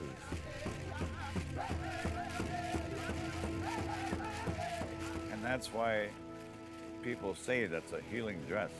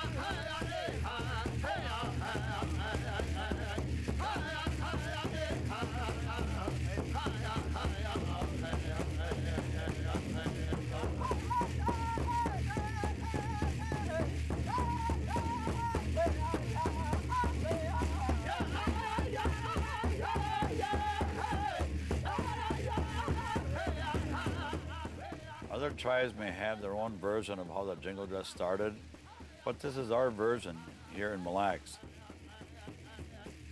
My grandma, the late Lucy Clark from Wedway, she said those ladies always behaved themselves in a really proper manner. She said, and they danced. They danced, they had pride. She said they were never dancing backwards or spinning around. It was just straight. So that was the beginning of the jingle dress, according to my elders. Now they said they sent one dress up to Canada, somewhere around the Fort Francis area. And another one went to our relatives up in White Earth. And our White Earth relatives gave our Lakota people the dress, shared it with them because they were close by. My understanding of the stories associated with the jingle dress is that this tradition appears soon after, we can see in the photographic record, around the Mille Lacs region in central Minnesota around circa 1920, which tells me it's the time of the World War I era, the conclusion of the war, as well as this global epidemic of influenza. Other Ojibwe people have similar stories, including the Whitefish Bay, Ontario community, who, from what I have heard, the story is nearly identical to the one at Mille Lacs. And then there are also some communities around the Rainy River area of the border of the United States and Canada that also seem to have new women's traditions of dance at this same time. So I myself can't pinpoint, did it arise in Canada? Did it arise in central Minnesota? Did it rise along the border of the United States and Canada? But what that tells me as a historian is that something very big has happened in Ojibwe communities for this really important and long-lasting tradition to emerge at that particular time. What's interesting to me that the very moment when the federal government is trying to suppress Indian dance and religion across the United States, there was in fact a very famous circular that came out of the Indian office at the time that was called the Dance Order, that expressly forbid these traditions of music and dance. That at this very moment, this new tradition emerges among the Ojibwe women of the Great Lakes. So something happened in the 80s and the 90s so that this tradition, which had been confined primarily to the Great Lakes, it became a very widespread pan-Indian phenomena, perhaps with the rise of the northern and southern powwow circuits. The music for jingle dress dancing most common is a straight song. The straight dance, we just dance with the beat of the drum. We go forward and we go clockwise around the drummers. It goes something like this.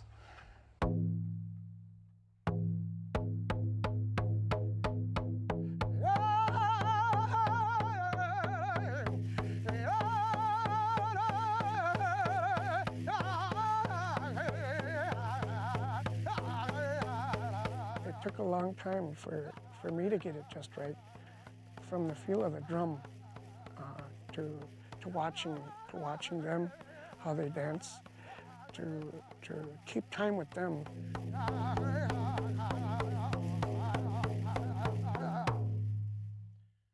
Second to that is what they call a side step. The side step is kind of going from side to side and you're going with the beat. You're not dancing like a straight song, you're actually going sideways, and it's more of a woman thing to do.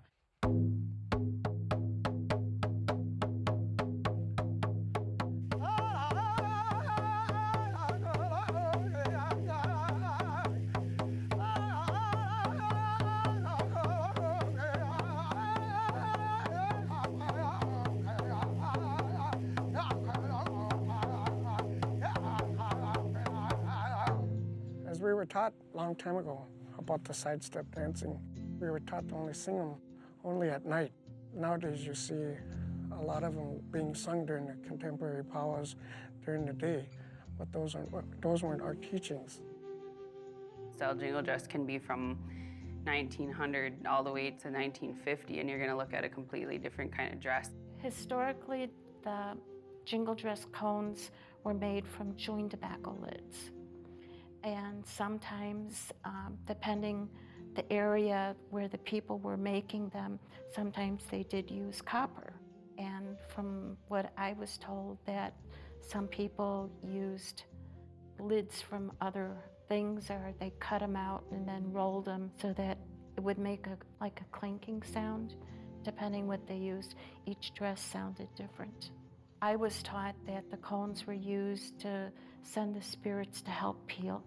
They used to use tin cans, beer cans even, or any kind of cans I've seen on really old dresses, and they used to make them a little more special by turning the outside of the can outward so that the cones were then like kind of decorated and colored. Otherwise they'd turn them inward and just keep them silver, but I've seen it both ways, and those were really old ones that they used to do that with. I made my first dress when I was about 14 off of a pattern that someone had given me, and it was a rough road of learning until I actually met someone who makes them for a living, and she was nice enough to really like hone in my skills and teach me like almost like a boot camp, and since then I've been making pretty good ones, I think. The jingles, I roll my own, and it usually takes me about a day just to cut and roll them.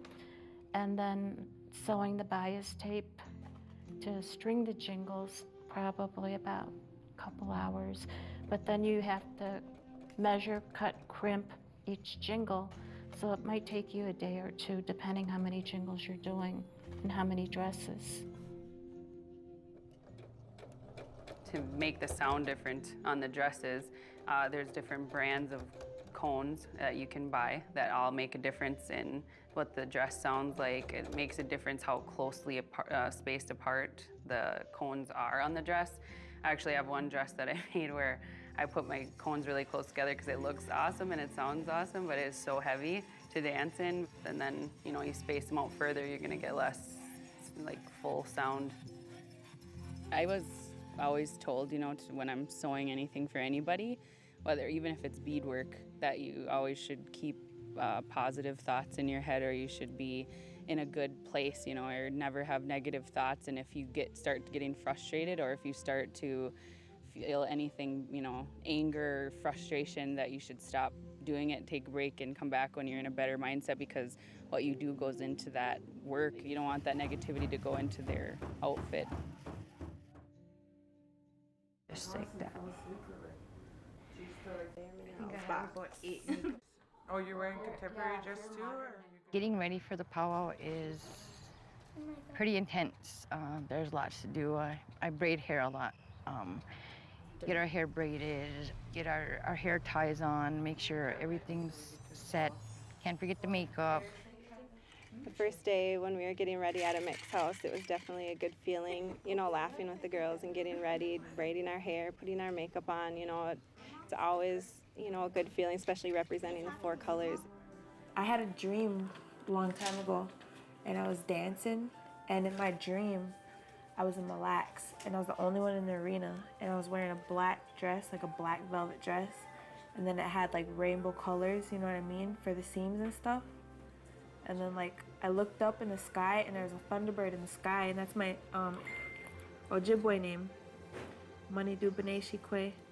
So it was a cool dream, so I'm thinking that's the kind of dream or dress I have to make. Right, I would make it Yeah, just like that. because it was in my dream. That's what they say, like if you dream, you gotta remember the colors and make that dress.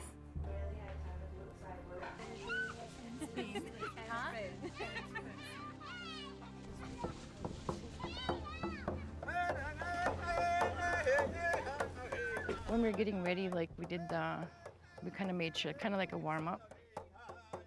Make sure we're all intact, in sync pretty much with each other.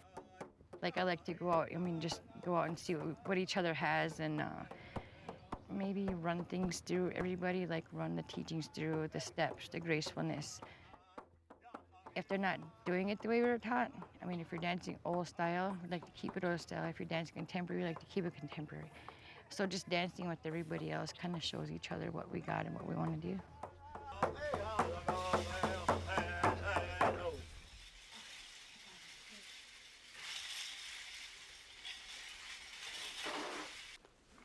We leave to the powwow, and we don't put our dresses on until we get to the powwow, just because they're hot. We want to keep them nice. Is there AC in here? Oh, good, you grabbed And also, when you're dancing with jingle dresses, always be respectful when you're wearing those things. We don't dance fancy, we don't back up. You're representing they're sacred dresses. No booty dancing. No booty dancing. Hey. No high stepping. Who's behind us? Anybody behind us that you guys know? And ladies, make sure your ankles are clean. Check the ankles. Everyone do ankle check. Ankle They're check. not clean yet. A little bit silver. They will be after my makeup's finished. They're a little dusty. And if they're chapped, just put spit on them and rub it in there. Just spit on them. She's the parking. We're here! Woohoo! Oh.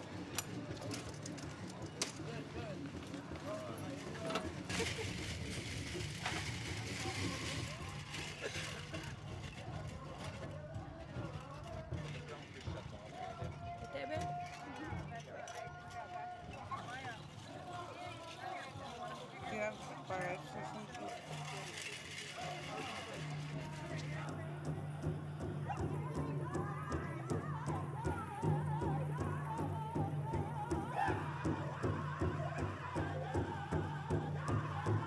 Ladies and gentlemen, we're always led in by the beautiful colors, the staff, the eagle staff. When I'm leading out, I get really excited. My heart starts beating, and it almost feels like it's beating with a drum. And then my feet start moving, and I start getting this rhythm with the drum. And it just feels powerful, like I'm supposed to be there. I'm very spiritual, and I can feel it when I'm in the arena. Men that went and joined the armed forces. Once we get in that arena, when we brought in the 4 dresses, I can't describe that feeling that we get. It's almost like you're on top of the world when you come out there and you get the dresses going and then you hear everybody else. As you well know, that the beautiful dance that was gifted to the people of the Ojibwe people, this beautiful jingle dress dance that you see coming behind the veterans, that is highly respected here amongst our people. The 4 sacred colors that you see, these young ladies that are dancing here, bringing in the power and that good spirit and that good feeling. For Ojibwe people, spiritual power moves through air. And you can imagine how important the jingles are on a jingle dress. But when you have dozens and sometimes even hundreds of Ojibwe women dancing together, the sound is really very beautiful and it's very powerful, and I think anyone who witnesses a grand entry can feel that energy. The healing power of the dress is that people watching it and just that sound is so calming, and it's just like, for me, my oldest daughter, her name is Bella, she's in a wheelchair and she doesn't walk, so when I dance, I always think about that you dance for the people that can't. The 4 little girls that came in behind us at the Hinkley Powell, we've all formed bonds with them. The girl that wore the same colored dress as me, you know, she comes up to me now every time she sees me, and I feel really good about that they have somebody positive to look up to. I like watching the little girls. It just shows that we're doing our job as adults. Our number 1 job is to pass on our teachings to our children. And when those little girls were dancing, that just goes to show that we were doing our job. You know, we were taking care of our children, we were taking care of our future. When we have dreams and we're in regalia, we're supposed to remember the colors, and then we're supposed to make it the way we dreamed, because that's the dress you're supposed to be dancing in. We were told that you had to have some sort of a dream about a jingle dress in order to be able to wear a jingle dress. As I grew older, it was kind of taken on like as a duty or as a responsibility to become a jingle dress dancer because of where I'm from, because I'm from Mille Lacs. Around 12, 13 years old, that's when jingle dress dancing became a priority. I dance contemporary. It's my favorite style. Contemporary is more of the now. It's actually a newer dance. It makes me feel really good. I get to move a lot more. The contemporary dress is more flashy. It has a lot more colors, a lot more designs. They're beautiful. Traditional, what we're dancing, the 4 colors, we actually don't have. We call it a fan. We don't have those because back then we didn't really have them. They started developing over time. I like to use a fan personally. I've been told that it helps block bad medicine while you're dancing. And then when we hold it in the air, those are honor beats. So when we hold our feathers in the air, which are usually eagle feathers, we're honoring. All right, let's put our hands together once again for Teen Girls Jingle. I love dancing jingle dress. I love the sound. I'm Native American, I'm proud, and that's what we do, we dance.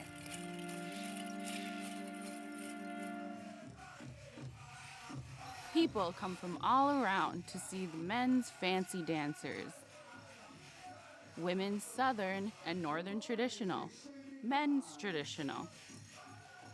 Women's fancy. Chicken dancers in Golden Age categories. Women's contemporary jingle. And last but not least, the grass dancers. A powwow is a communal event.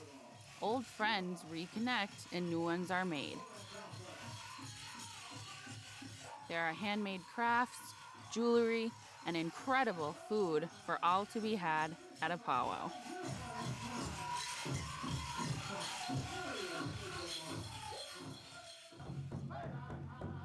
We were given many great gifts as Anishinaabe. One of them is the jingle dress. It has been a powerful source of healing to those women who wear it, and to those who offer tobacco for its healing capabilities. We wear it with pride, and we dance for our people. The jingle dress has changed over time, but what hasn't changed is the respect and love that we at Mille Lacs have for the jingle dress.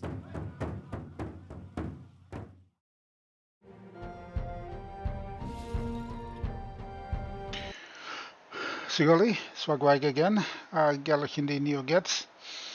For those of you who have arrived late, so my name is Galahindi, and welcome in.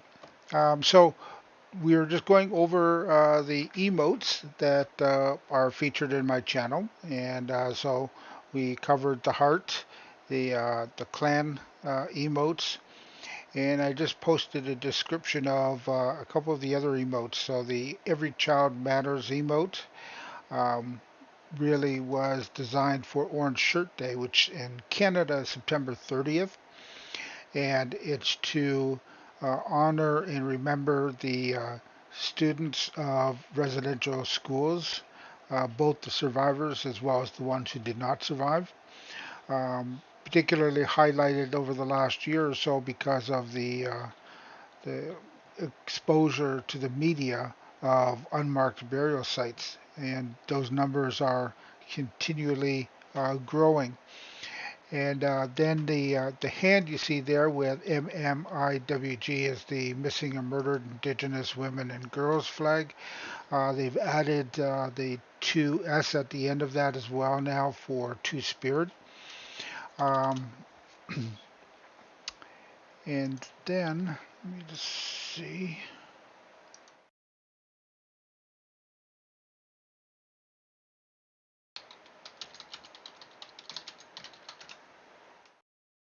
So, going over this, it was kind of funny because I didn't really organize a documentary per se, which is what I normally do on Mondays. But as it's as it's turning out, it is kind of a documentary as we're sharing this. Now, in London, where I am at, we just had Canada. Well, in Canada, we just had what is called Canada Day on July 1st. In the U.S., it's July 4th. Um, or I forget what you guys call it in the U.S. But last year, because of the uh, Kamloops Indian boarding school or Indian residential school, uh, there was 215 unmarked burials found of indigenous children. Hence, uh, you'll see a lot of reference in Canada to the number 215, and some of the musicians, indigenous musicians who sing, if they sing about the residential school children, they also will often reference 215 because that was the uh, I guess the mark of the first unmarked burial site that really hit the media. It's not the very first because the very first was in 1974, I believe. Um, but that one was essentially kind of pushed under the rug, so to speak. So it never really made the media hype that the one in Kamloops made last year, and that was May 27th. So because of that coming out on May 27th, it was hard for people in Canada to justify celebrating Canada Day because it was the Canadian government in cahoots with the church that created and ran these residential schools that were all across Turtle Island. So not only in Canada we call them residential schools, in the U.S. they call them boarding schools, but essentially the history behind both were exactly the same. So it was what happened here also happened in the U.S. as well, and the timelines I think for a lot of them were very similar as well. So you know, trying to take out the culture from indigenous people and force them to assimilate the um, into the what they call the civilized society just wasn't in the U.S. or Canada. It was the U.S. as well. I'm actually trying to see here. We had a what we call a hewing walk that took place on in London last year, and thousands of people came out to it. It was really actually quite phenomenal. So what I'm going to do is I'll actually play. I'm going to show you the setup. Actually, hold on a sec. I'm going to show you the setup of this year. What's the beginning of the setup of the healing walk, just so that you can see what kind of numbers we're looking at, what kind of things that we're talking about here. So let me just for a second, gonna do is I'll just move myself over here. Second. This is a video clip of the grounds where the healing walk was being organized and started at in what we call Victoria Park. And so I'll just show you what this looks like here.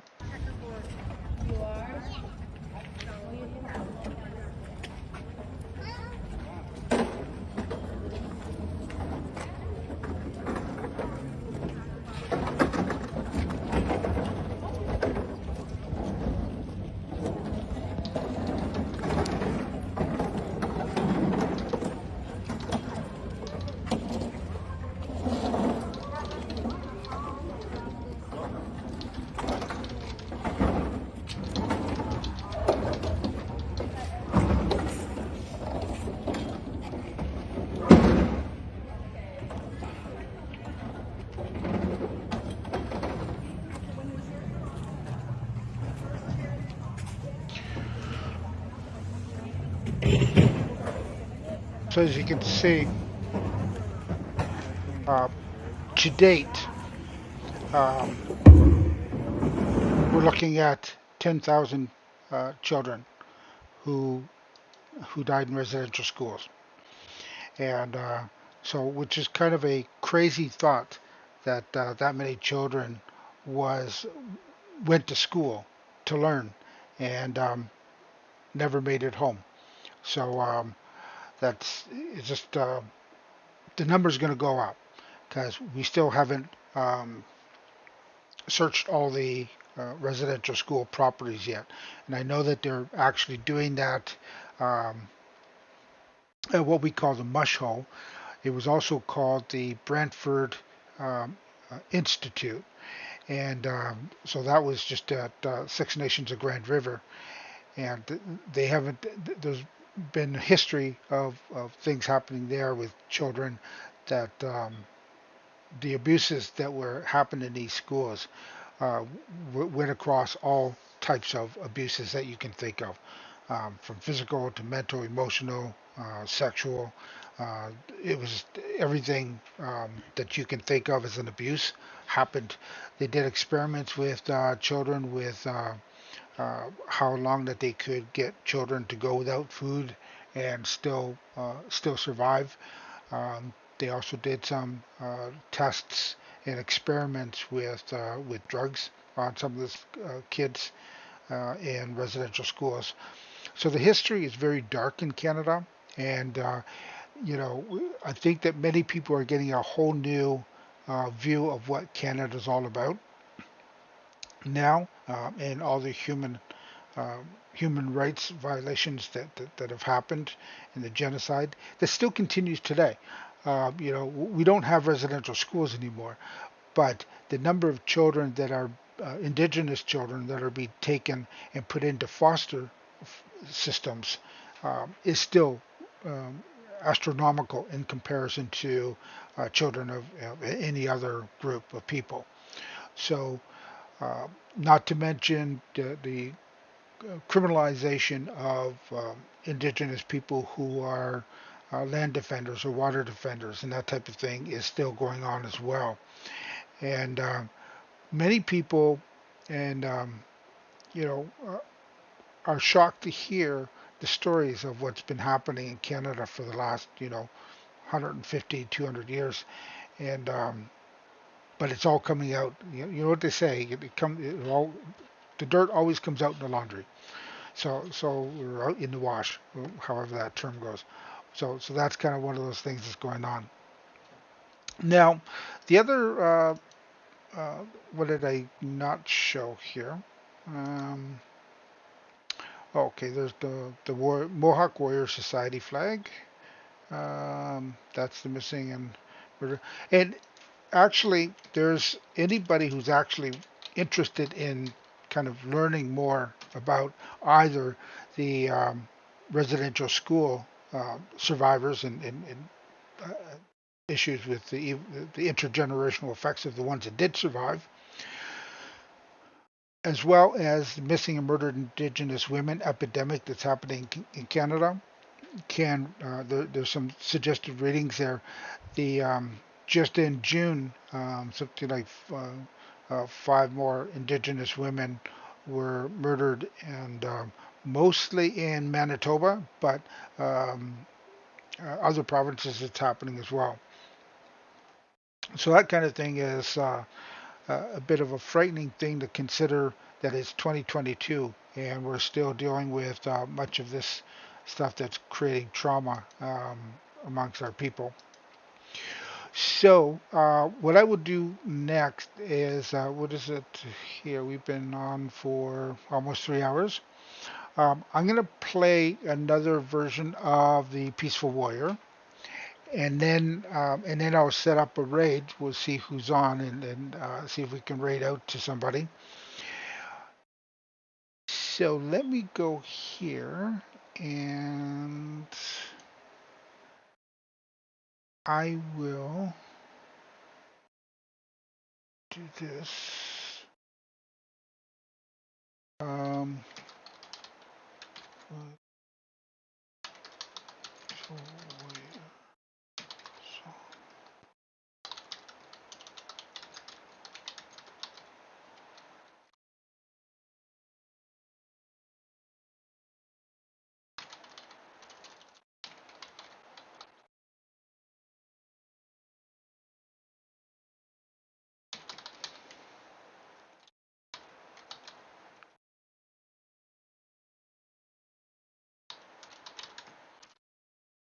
I will let you guys decide.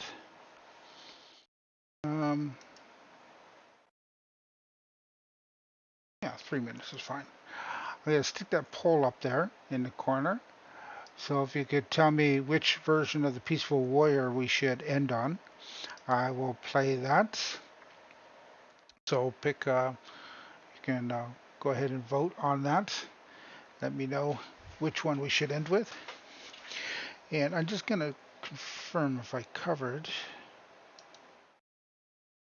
So we got the heart, we got the clans, we did Orange Shirt Day, we did the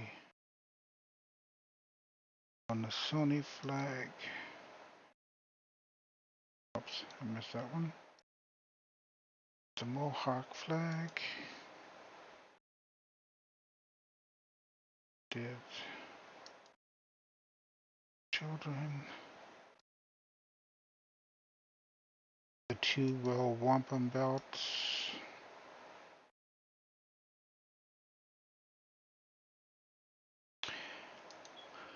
Oh, this one, what was that?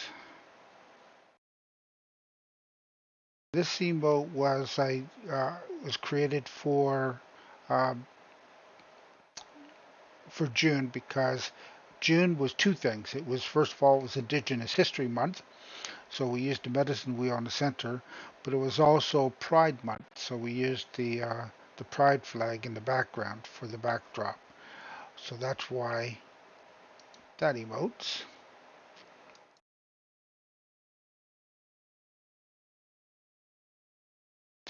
And this one, again, was for Pride Month.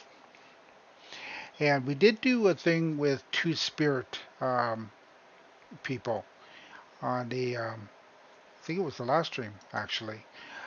Yes, because I did a stream on Thursday instead of Friday because it was the last day of the month. And we started out with music from the Two Spirit artists. And so the Two Spirit artists took up the first 2 hours of the music stream. So that was great. So we said Numb the Geek, looks like, is what people voted on. So let me go find his rendition.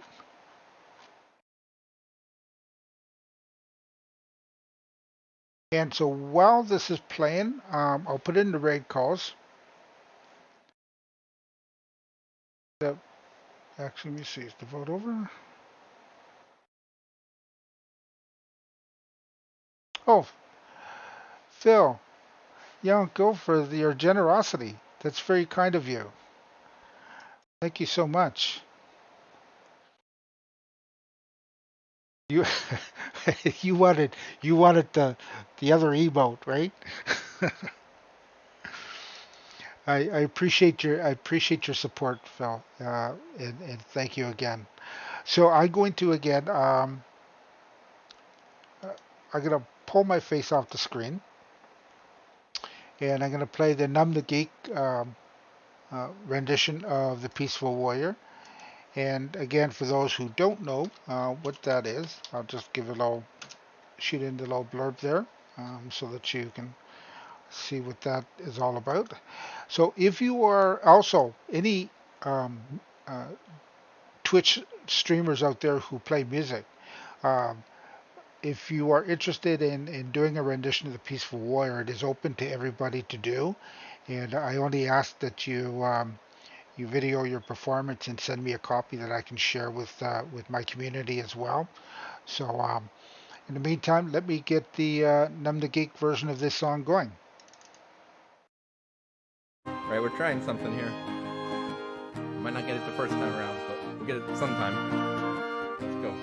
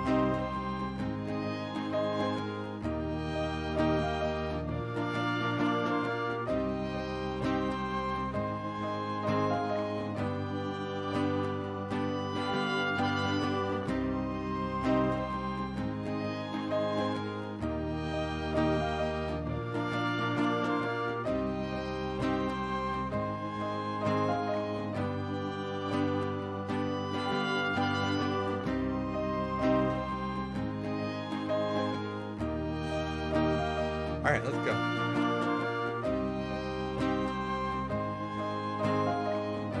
Make it a little fancier.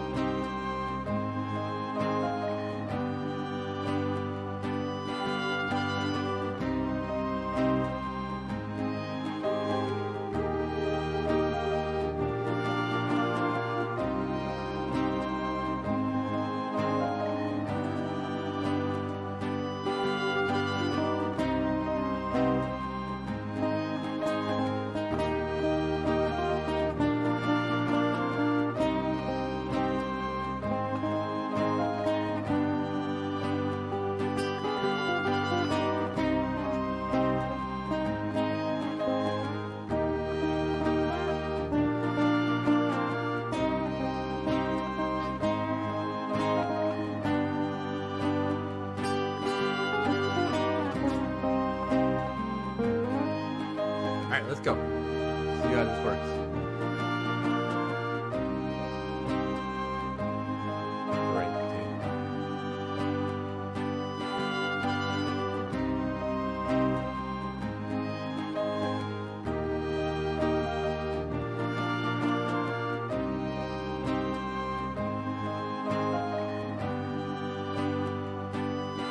Yeah, my name is Kevin, I'm at war for peace and all senseless attacks I seem asleep.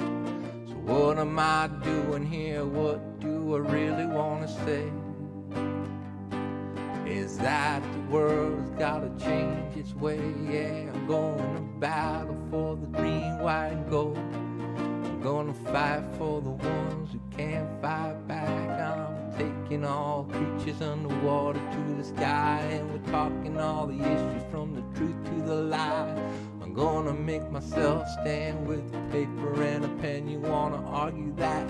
Go back to bed again, cause you ain't never gonna win for what I stand for. So sit down, shut up, and listen as I give my grand tour. I'm gonna target all corruption in our government. I'm gonna target the poison in our environment. I'm gonna target the injustice to the people. I'm gonna hit every target and I won't keep still. I'm gonna battle the battle of the battles. I'll shake up the cage until it rattles, cause you're never gonna get rid of me.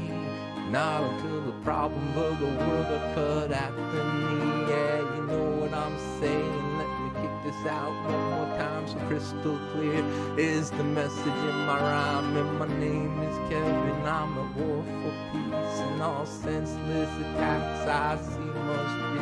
Gonna fight for the red, white, yellow, and black. I'm gonna fight for the ones who can't fight back. Yes, so let's keep passing around our information so we can improve this planet through education. And somebody's gotta make the people aware, and somebody's gotta make everyone care. So pass my message on if you dare.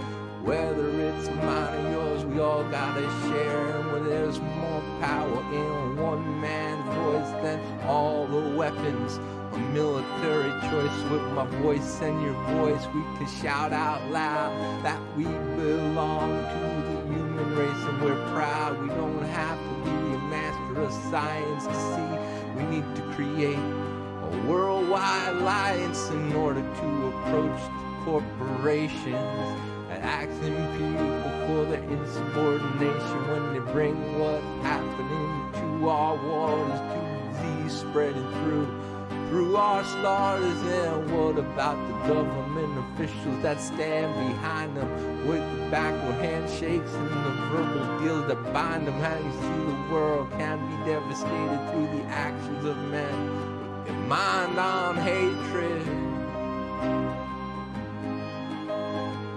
We gotta keep going. There's more.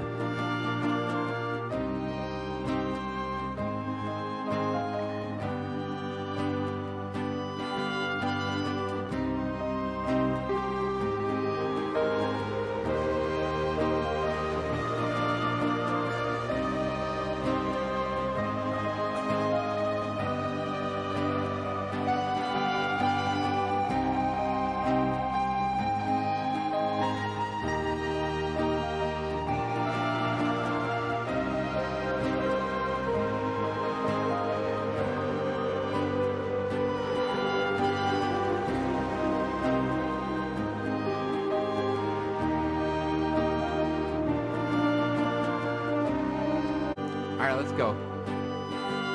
Yeah, well, look at Hitler, Charles Manson, even Osama. These are men who have caused us all trauma. Yeah, then we have the cops with the hookers in the back. We have punk-ass teens knifing each other in the streets. We got drug dealers hooking up kids with crack. We lots of shit in this world that's just whack. Yeah, we got people who stand up for their rights and then get shot down. Yeah, you better batten down the hatches, cause when we're heading down the next road, there's no getting through a war without losses. Lenny King and Gandhi are on symbolic crosses. Speaking of the past, we're going to inspire the seekers of the future. We're gonna try to heal this world with a metaphorical suture.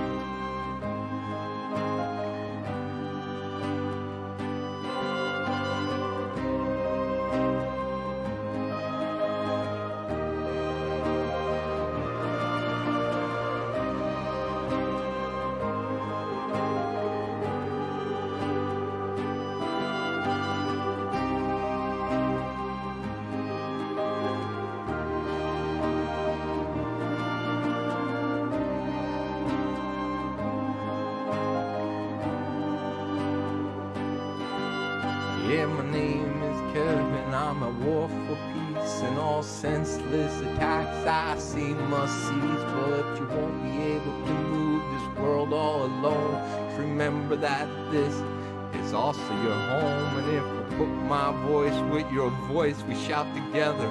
My people gonna hear us and things will get better than they. Peace. Maybe we'll do some fiddle out here. Welcome, friends. Hi, I'm Kevin. This is lyrics by our friend Dark Native. Dark Native, appreciate it.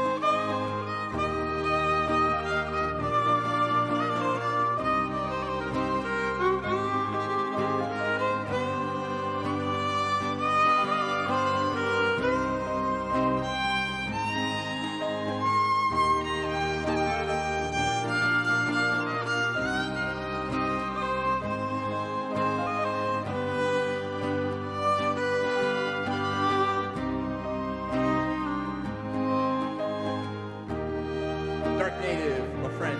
Appreciate it. We'll go right through one more time. We'll pick the top.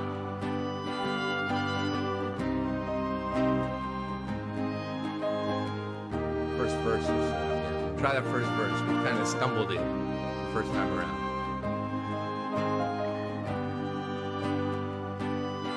Yeah, my name is Kevin, I'm at war for peace, and all senseless attacks I see must cease. So what am I doing here? What do I really want to say is that this world has got to change its way. See, I'm going to battle for the red, white, yellow, and black. I'm gonna fight for the ones who can't fight back. I'm talking about all the creatures from the water to the sky. I'm talking about all the issues from the truth to the lie. I'm gonna make my stand with a paper and pen.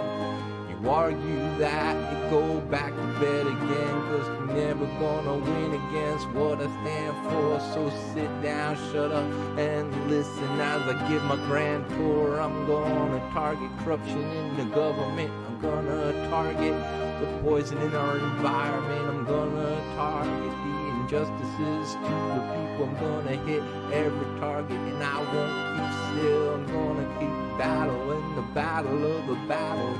I'm gonna shake up the cage until it rattles, 'cause you're never gonna get rid of me. And not until the problems of the world are cut after me. You know what I'm saying? Let me kick this out one more time. So crystal clear is the message in my rhyme.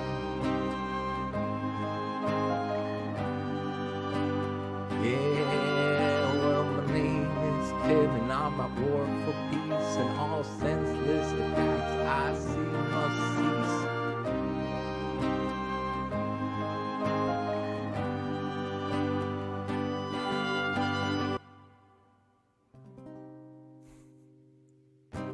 Not too bad. I got.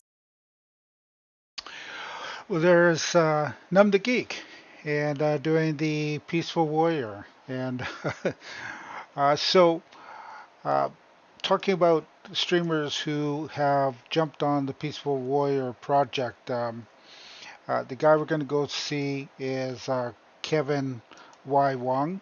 He actually did a rendition of the Peaceful Warrior on the fly as we rated him the last time, and I thought he did an awesome job of it. And so he may do it again. Who knows? He did say that not to expect him to do it the same way, or to remember what he did when he did it. So.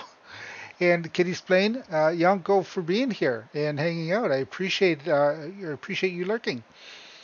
And so let's go over and see Kevin Wong. And so hopefully you guys all got your raid calls copied. And we'll go over and show him some support and some love. And again, thank you all for being here.